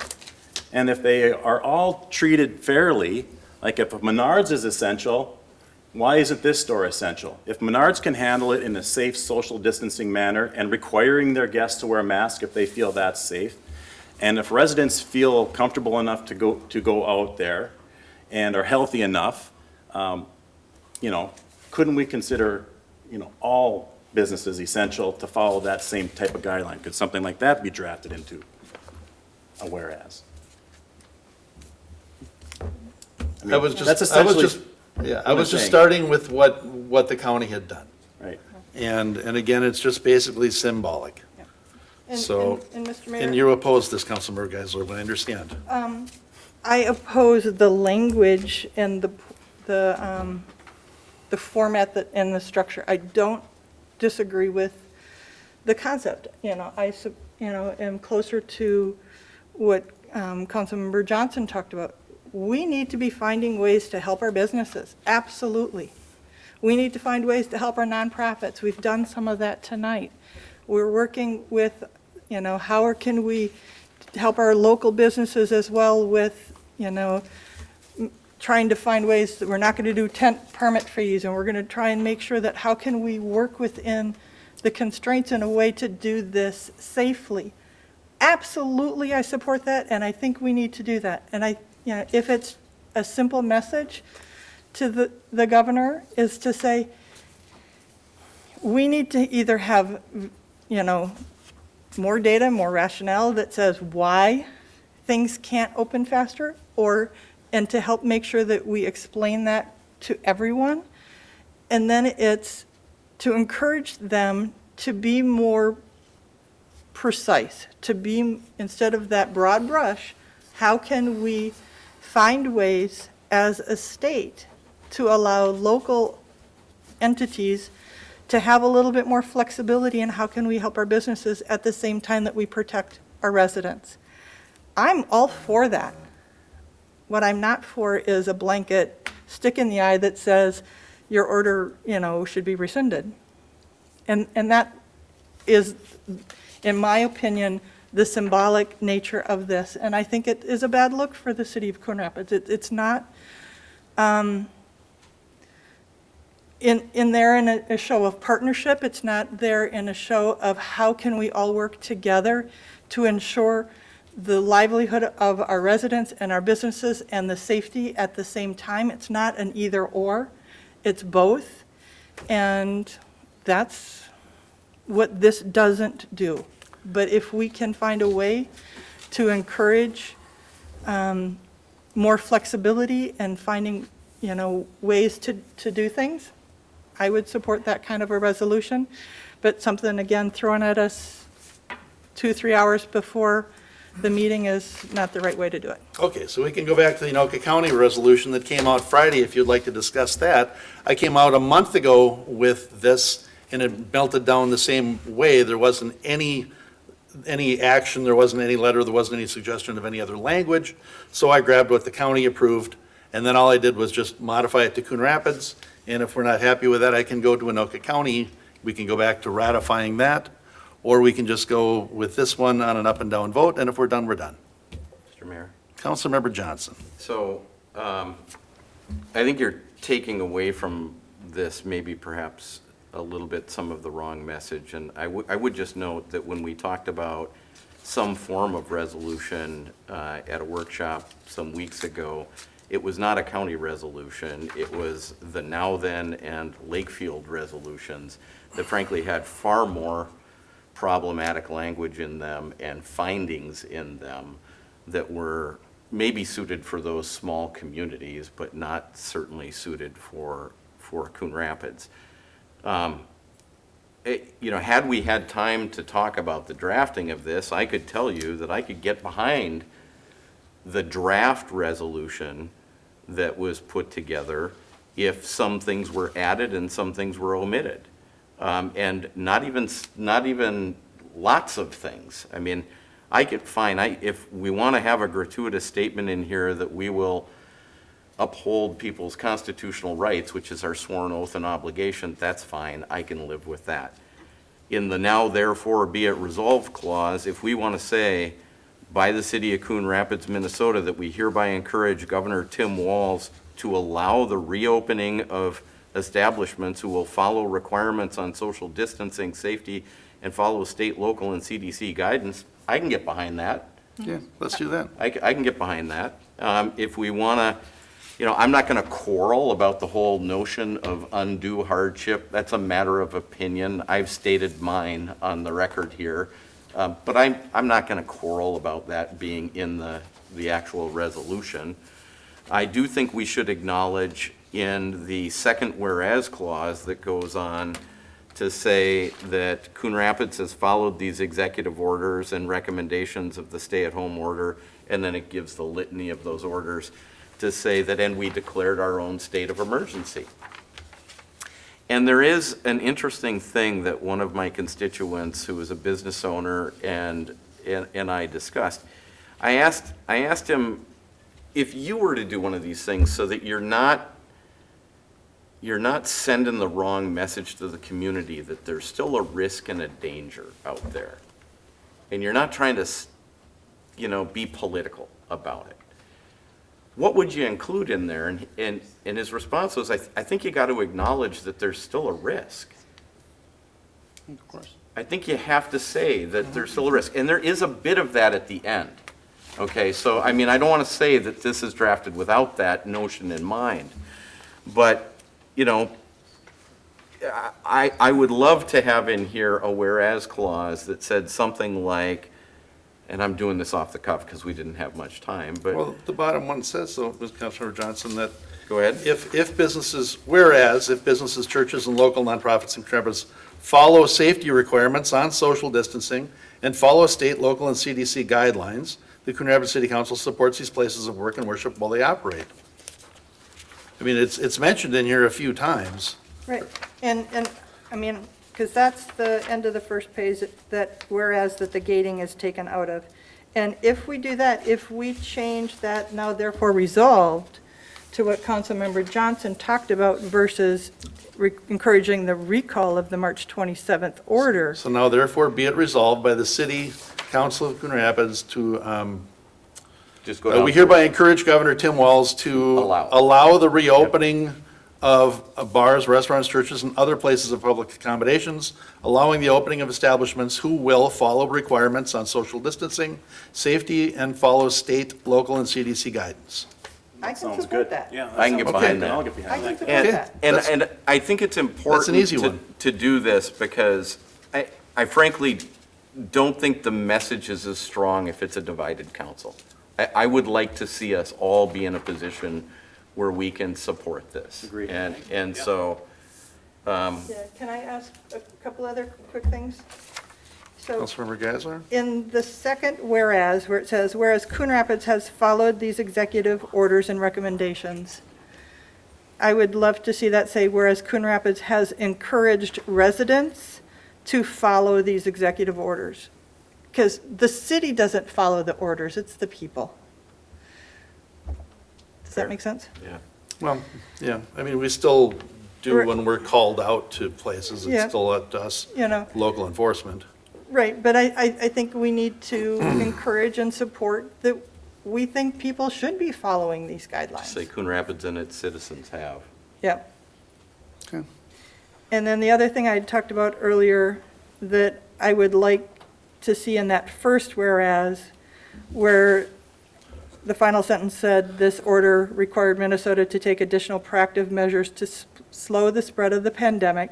I think we need to acknowledge a little bit more of why, and it's to reduce the strain on the healthcare system, to protect and value human life, and allow our hospitals and first responders time to prepare. That's why it was there. Yeah. And so if there's anything that we can add in there that talks about that human life and why, I would love to see that added. I think that makes sense, but I think that actually is the measures that slow the spread, all of what you just stated. kind of. Probably- I mean, that's what they've been drilling into us from the beginning, is Yeah, that's what I'm thinking. slowing the spread, Or to ramping up have hospital. A small number of words that would say that, it would be, and prepare for adequate treatment or something like that. That'd be Yeah, a simple. yeah. Sure. All right. Your Honor, if I just want to see the temperature on adding one more thing, because one of the things that I'd like to add that I haven't, so what I get really concerned about is when we tell businesses they have to close, and then it's an unfunded mandate. And I don't know how people at the table feel about adding something about, you know, I tried to write down bullets as people were talking, but something about helping make the affected businesses financially whole. That, and maybe that's the wrong phrase, because they're not going to pay them for every single day they missed, but Yeah. I can get concerned about the situation where when a business is closed, they get, you know, that there's a program for them, but when a business is open at 25%, that there isn't a program for that. That's the one I'm most concerned about. It's actually a really important point, and if I might just dovetail on it. If someone has better language, by the way, Well, One, I don't two, know that four, I five. do, but I do want to throw it out for just a brief discussion, because, you know, when you have a stay-at-home order, the government is saying, because of health, safety, and welfare of the community, we have to do this. We have to do a shutdown. And then it's incumbent on the government to work with those communities and those citizens to try and find ways to work out this, what is a clear impingement on their rights to be open and to have a livelihood. And in a situation where that goes on, the longer and longer it goes on, the longer or the closer and closer it starts looking like a taking. Okay? And I don't think that is the intent behind any of this, okay? But it can have that effect, even though it's not the intent. And so if we could find a spot in here to put in, whereas we encourage, you know, the governor and the state and the legislature even, to seek out opportunities to financially support local businesses if they're, you know, if they cannot obtain relief from the stay-at-home order. So, Councilmember Johnson, that could be in that 1, 2, 3, 4, 5th, whereas this continued order has affected their base of employees. Many of them cannot withstand the loss of wages, will be seeking out employment. This will cause undue hardship and financial impact to owners and operators as businesses, churches, and local nonprofits try to hire and train new staff. And we encourage the state to find a way to make them whole, or we encourage the state to, seek opportunities. Or, Darn it, you said it and I lied. Can we somehow get for financial unicorns and Santa Claus in this too? Look, maybe. and Look, and we're glitter and close. sparkle. it's, the other one I had heard was encourage the state to help the businesses. Yeah, I don't think we can state anything about making whole, but to me, it's almost either an add to that whereas that you're talking about, Mr. Mayor, or a new whereas we encourage the state, the local, county, state, and federal governments to administer or initiate programs to support Yeah. businesses that have suffered the losses, you know? And the We whole can't thing- make them whole, but, No, but we could seek opportunities, the state could seek opportunities to help them financially or something. yeah. You know, or to we're provide not trying to support. write the law, we're not trying to No, write the right, ordinance. right. We're just trying to write a symbolic thing to say we're supporting our businesses that We you want can. you to help them. Yeah. So, Mr. Stemweddle, you want to just do a manager's order on this? Yeah, you know what, let's just. I might recommend you put that under the be it further resolved, under the bullet points, because it's a Okay. proactive statement that you're asking the idea. governor and the idea. legislature to consider financial assistance programs to help businesses with the financial hardships of the Perfect. COVID-19 Okay, perfect. pandemic. Something along those lines. So is Okay. that It's like you've got encourage, experience writing these. encourage or recommend, or? Yep, so, yeah, so to encourage the state to find a way to seek opportunities to, Yeah, what to was it? consider financial assistance programs that would help offset That, losses due to the COVID-19. that, okay, good. Well, we'll read back the video later so I remember what I said. Perfect. Yeah, you said it very well. I like that financial assistance. Okay, So, we good? Probably. Okay. Do we have a way to know what we just have? Point of procedure. Mr. Brody, I think the mayor made a motion. It never was seconded, and frankly, given all the changes that have been made. oh, I figured we have to start over again. All right, we're on the Yeah. same page there then. Yeah, no, no, it was, If as soon somebody as, has a good grasp, I think we have a general understanding of it, but if somebody has the best grasp, but if they want to try to make an attempt at the motion to reflect some of the changes, and then we'll sort of review the tape. You want- Maybe Matt has it in the best form. I mean, I will try I have- it, because Okay. and I think then you can correct me if I miss anything. How's that? okay, because I wrote all the notes. Oh, Okay. Or- yeah, gentlemen. Unless you want to make your motion. Mr. Mayor, this is Yeah. something that is near and dear to your heart. Yeah, if so- you've Go got- ahead. Well, so, all right. Yeah, I don't care. Go Do you for it. have a note? Okay, all right. So I would make a motion that we pass resolution number 20-52, and it's a resolution to advise and encourage and support for reopening of businesses and churches who will follow requirements on social distancing, safety, and follow state, local, and CDC guidance. It's as it was presented, the Coon Rapids version, except on the end of the first whereas, it'll be to slow the spread of this pandemic and prepare for adequate treatment. And prepare for adequate treatment.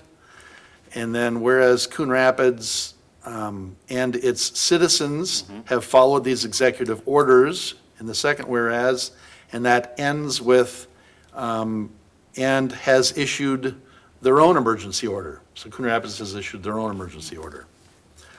And then down in the last whereas on the first page, the Minnesota and Coon Rapids have followed the CDC guidelines. Those are all struck. And it's that paragraph is actually whereas if businesses, churches, and local nonprofits in Coon Rapids follow safety requirements on social distancing and follow state, local, and CDC guidelines, the Coon Rapids City Council supports these places of work and worship while they operate. And then now therefore be it resolved by the City Council of Coon Rapids, Minnesota, that we hereby encourage Governor Tim Walz to allow the reopening of bars, restaurants, churches, and other places of public accommodations, allowing the opening of the establishments who will follow requirements on social distancing, safety, and follow state, local, and CDC guidance. And then that line down underneath there, be it further resolved that we encourage the state to find a way to seek whatever you said. I will second that. Okay, awesome. Motion by me, Mayor, second by Councilmember Geisler. Discussion? If I could third it, I would. Could we play back the discussion? No. Oh, God, no. Could the court reporter read it back? Yeah. Okay. We have a motion and a second. Any more discussion? Hearing none. All in favor signify by saying aye. Aye. Opposed? And that passes unanimously. Thank you very much, and I apologize for how short it was at the beginning. I really didn't know that we would see a way through this, and I thank you so much for everybody's participation. Yeah, and I would encourage ahead. that too, and I think we're all passionate about doing the right thing, and we just come at it from different perspectives. And that's not right or wrong, it's just, a little different. And we all have the same end goal in mind, to help our businesses, to help our citizens, to do the right things. And I think, it's a little ugly sometimes with the making of the sausage, but we get there. And we can come together and get to a point where we've got something that we can all stand behind, and I think that's important. Your Honor, if I may read this Well said. very briefly. Oh, very briefly. Okay. So I want to thank everybody too for listening and considering the various different perspectives on this. I mean, The one thing I don't want people to take away from this, though, and you can see some of us are wearing masks up here and some of us are not. I can just speak for myself. I'm in court regularly. I'm interfacing with the public regularly, and I wear my mask because I'm expected to do so in all government buildings, and I'm expected to do so when I'm in court.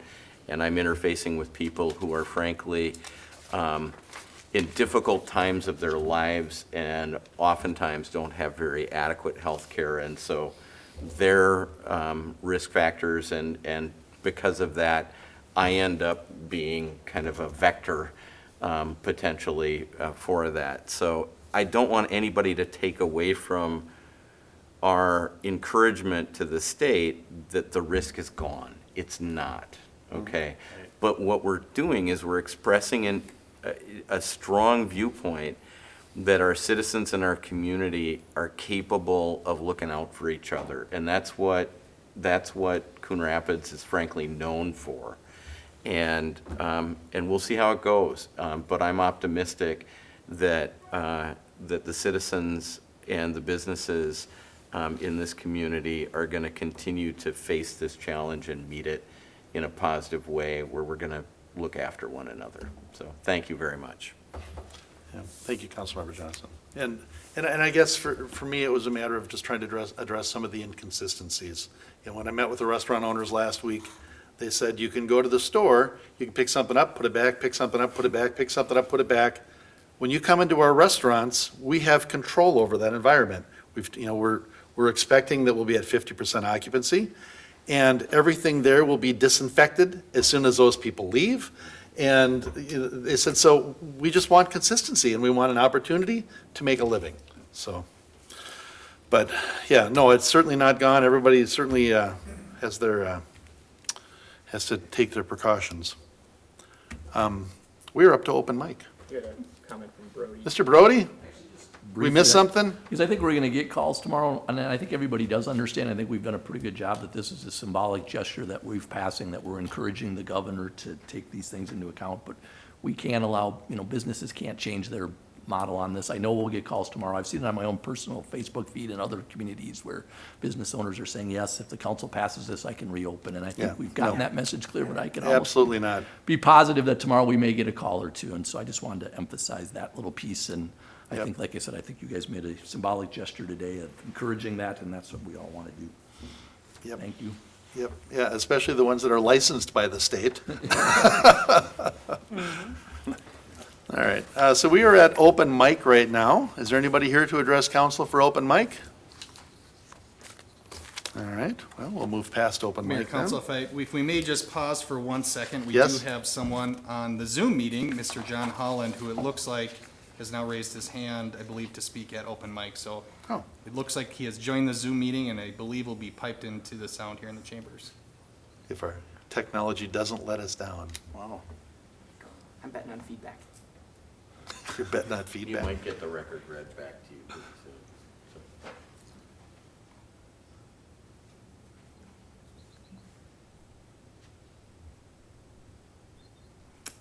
Do, do, do, do, do. Oh, This there we is go. John Holland. Can you hear me? We can hear you, Mr. Holland. Great. Again, John Holland. I live at 10551 Quinn Street. I have sort of a complaint, but I'll turn it into a request instead.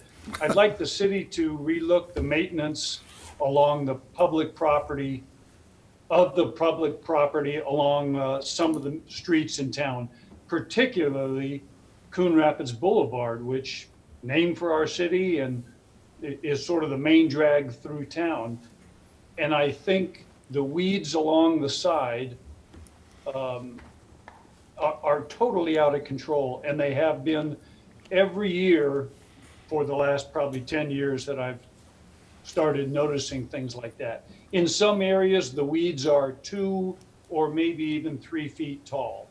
Horrible, gnarly weeds I can't imagine having in a private yard.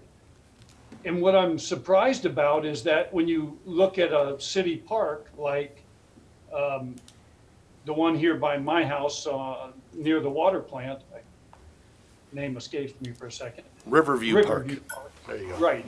It's absolutely beautiful. There's almost not a single dandelion anywhere in that entire park, especially next to the water plant, that beautiful sloping hill. It's absolutely pristine grass, but we don't seem capable of doing that along major thoroughfares, and I don't know why.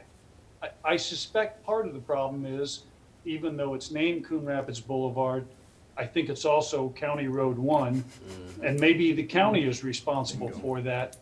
But if we can't pressure them to do a better job of maintaining it, or reach some city-county agreement to do it for them, something needs to be done, because it just looks, it's a slight on the city, and it looks horrible. So that's my comment or complaint and request, that if nothing else, if someone could tell me why it's not able to be not only kept mowed shorter, but also treated at least once or twice a season for weeds in the spring, and keep some of that horrible stuff down. And I'm particularly talking about, I live on Quinn Street, and of course, north from me towards Rose Garden and the rest of the area.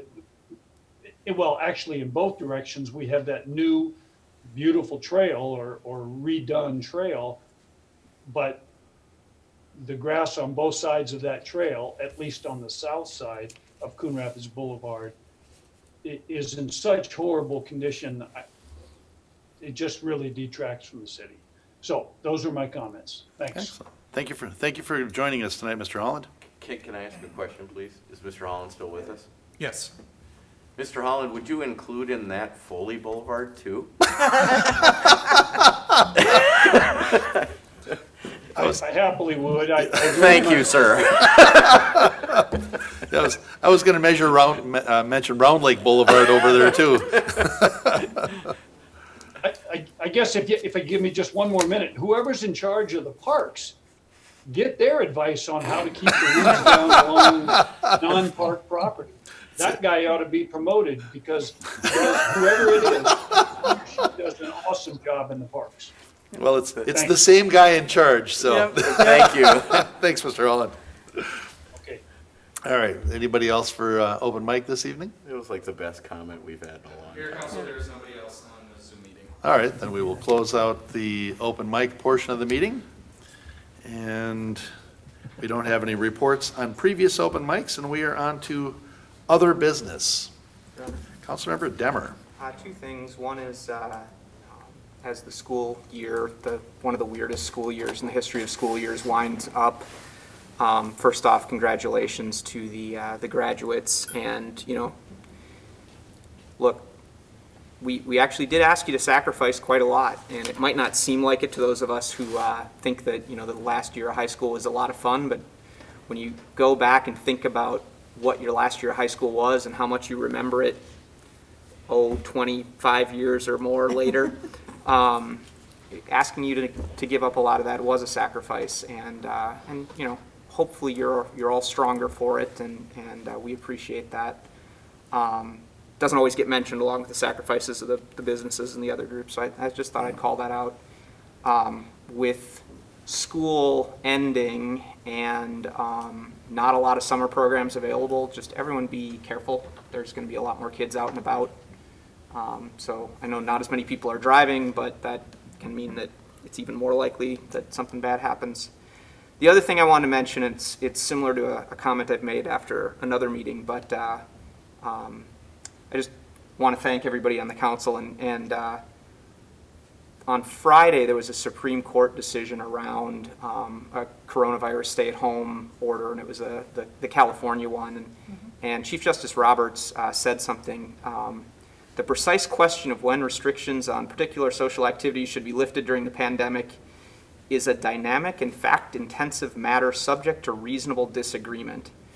And while he was talking specifically about one instance of coronavirus, the act of politics in general is a dynamic and fact-intensive matter subject to reasonable disagreement. And you know, what I really like to thank everybody for is, once again, what should be commonplace everywhere, that we can come in disagreeing and the next meeting we're joking around and having a good time again. And I just really appreciate that, because I don't know that is the way it is. And I trust everyone here is coming from a point of good intentions, and that we might have different inputs and we might have different assumptions, but nobody's doing it in bad faith. So thank you again for all that, and I wish every elected official had that kind of situation.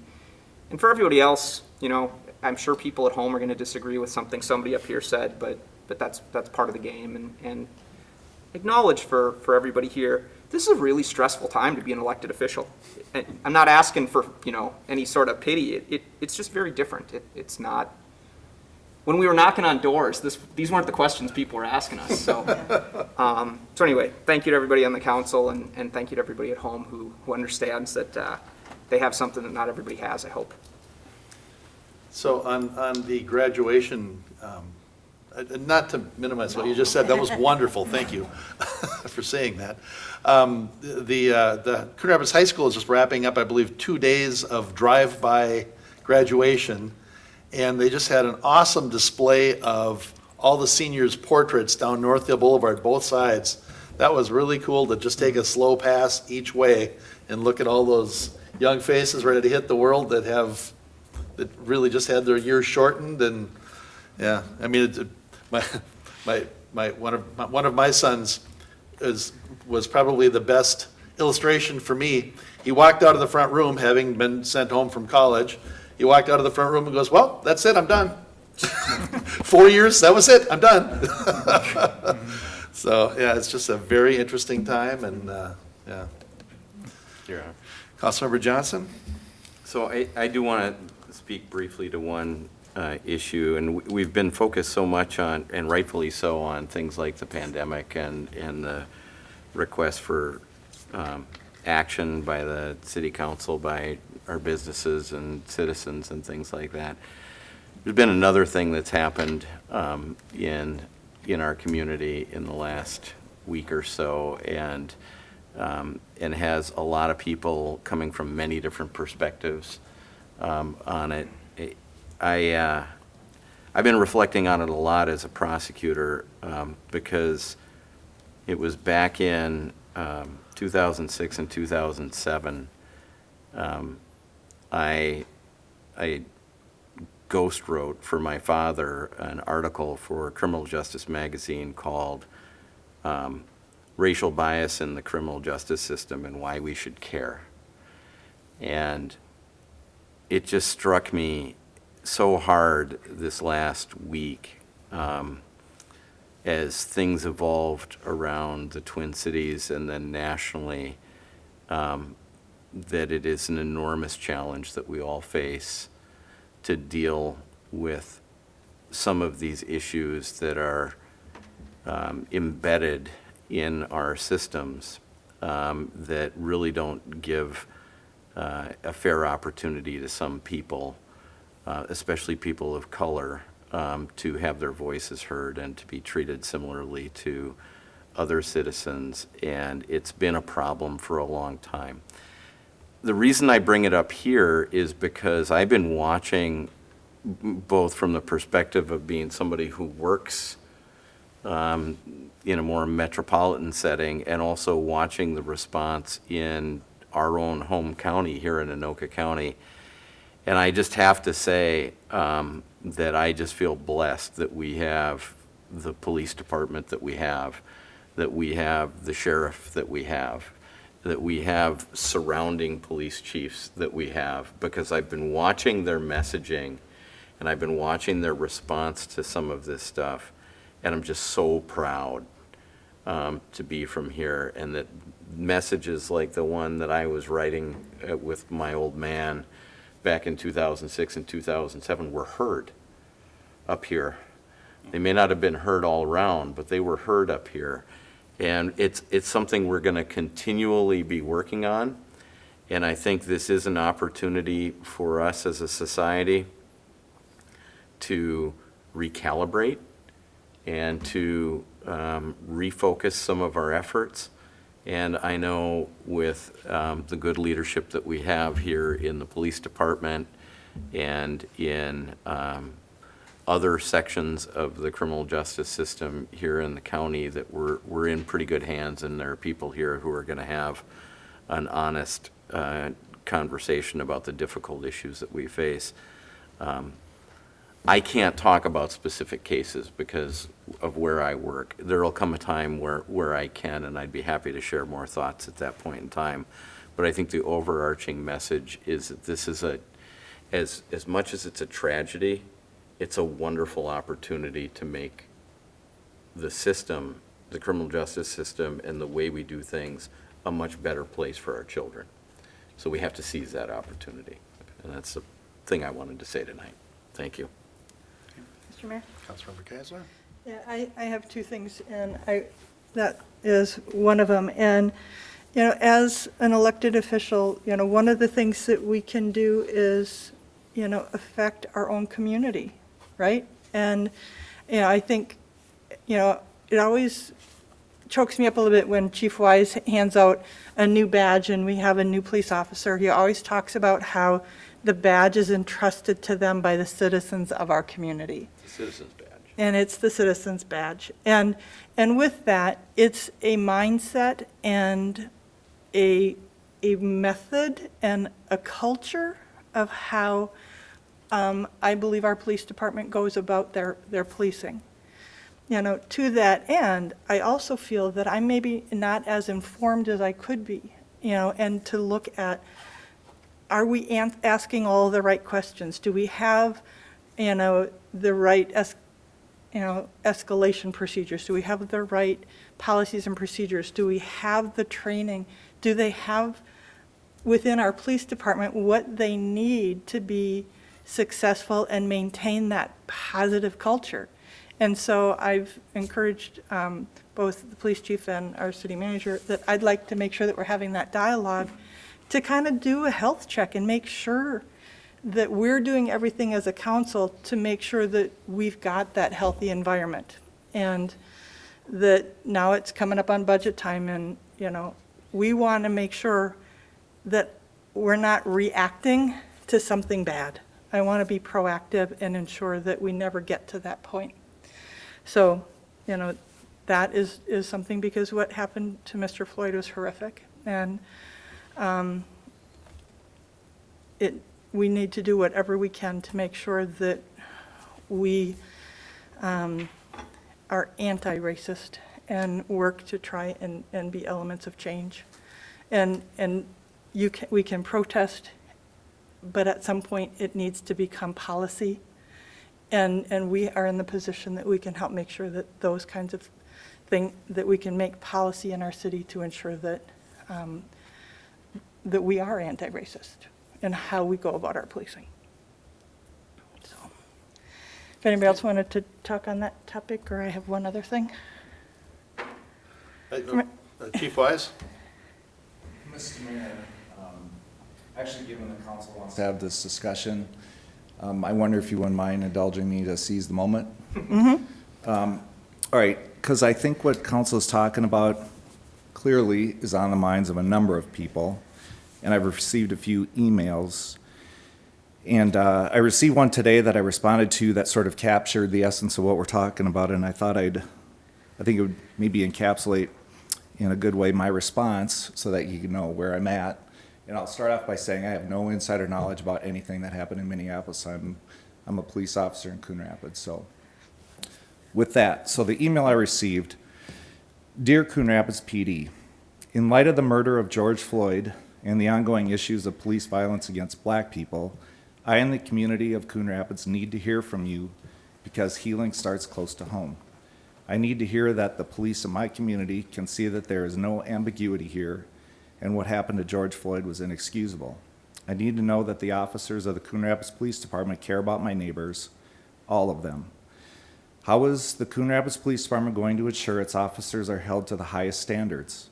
How will complaints against officers be handled differently going forward to ensure patterns of bias or questionable conduct are addressed before something tragic occurs? How will junior officers be trained to handle a situation where a senior officer on the scene is being unethical, abusive, or using excessive force? Change must happen. Continuing as normal is unacceptable. I know we as a community will not get it right overnight, but we have to start the hard work of listening, learning, and changing. So my response to her: no person, police officers included, of a sound mind defends the action of any of those 4 former officers, myself included. Derek Chauvin murdered Mr. Floyd, and the other 3 officers aided and abetted the murder by failing to intervene. All are guilty.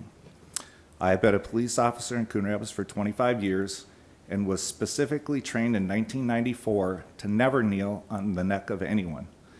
While I can't speak to a time before that, no officer in Minnesota since then has ever been trained to kneel on a neck, as that maneuver can kill. In addition, no Coon Rapids officer would ever tolerate unethical, illegal behavior of a coworker. It does not happen in professionally run law enforcement organizations like Coon Rapids PD. I can't speak to the ethics of Minneapolis PD, as it certainly appears as if none of the other 3 officers spoke up in a way to prevent that crime, even though they had to know what they were doing was wrong. I imagine that right now, the murderer, Derek Chauvin, wished one of those other 3 had stepped up to stop him. He will have plenty of time to think about that in prison. We probably will never know. I hate that this murder was committed by those who shared my profession, as I know that many people will look at me differently as a result. Sometimes I can sense people wondering whether I too am capable of killing an innocent person. That haunts me. I work very hard to earn my reputation and the reputation of this department, yet officers I've never met have tarnished me and us. My hope is that someday people could see rogue police officers like they do rogue physicians. Bad physicians sometimes kill people through negligence, incompetence, racism, or they're just plain dumb.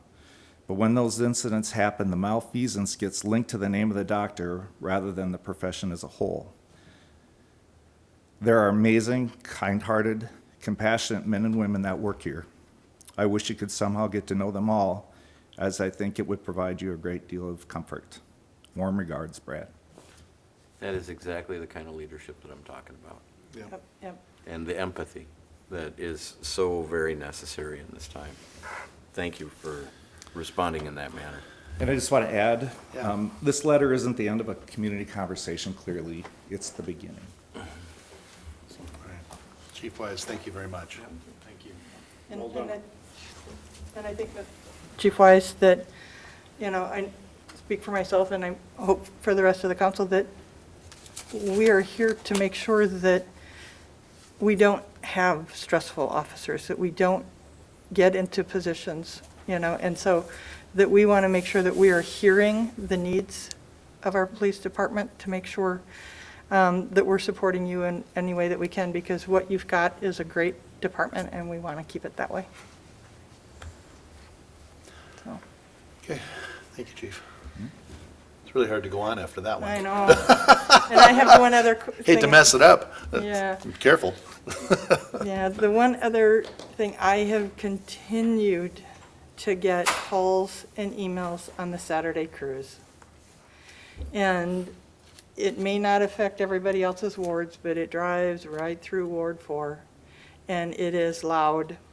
And there are people doing burnouts. And there are people urinating behind buildings. And I've gotten, the only positive comment I had was when the organizer of the event called to say, how are things going? And I told him, every call, every email that I have received has been negative.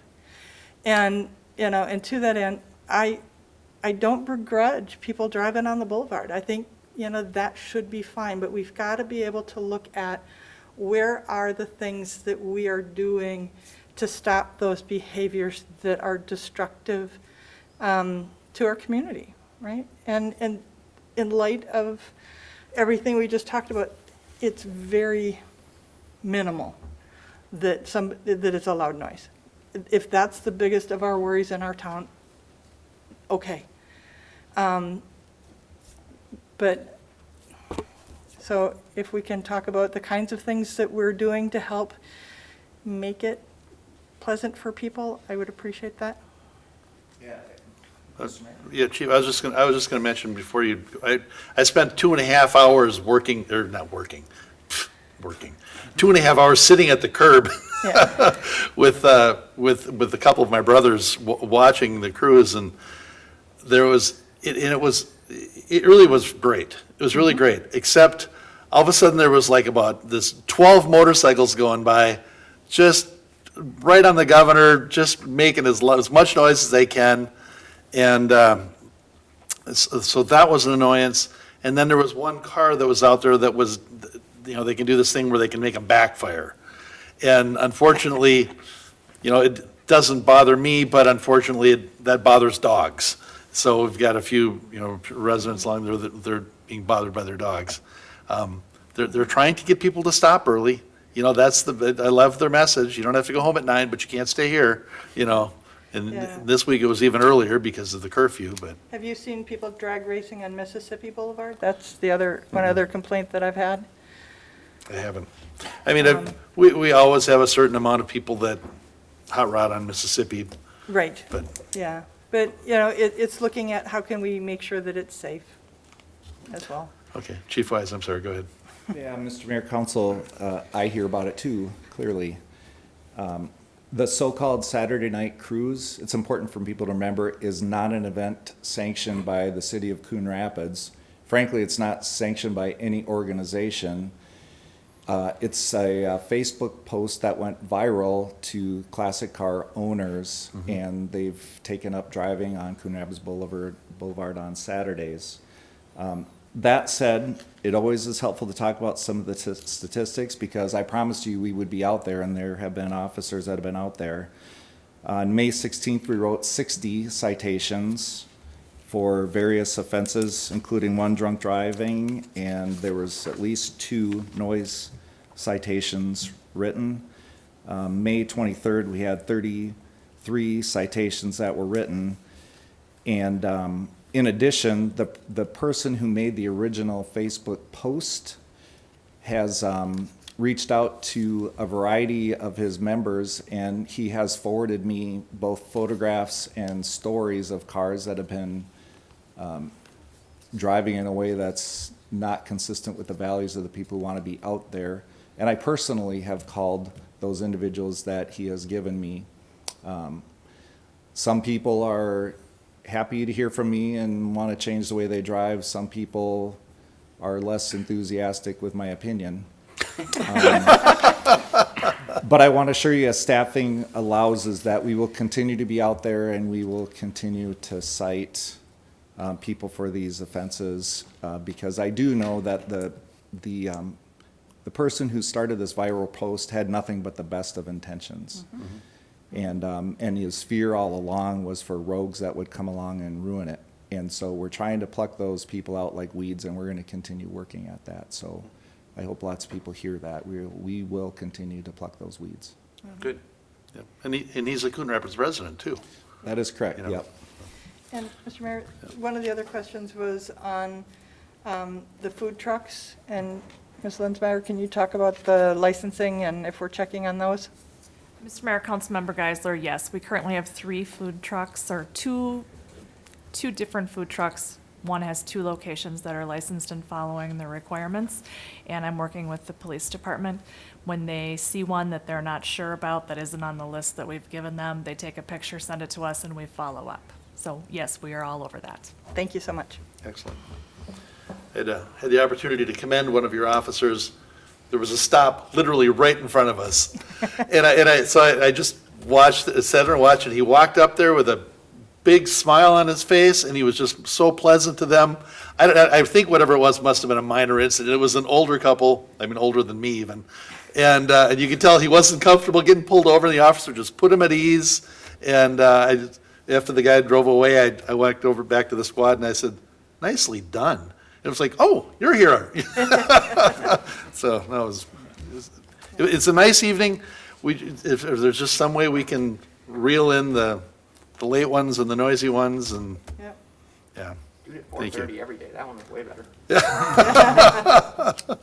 Yeah, everybody, I mean, I don't get emails, but when I run into people, that's when I get the positive feedback.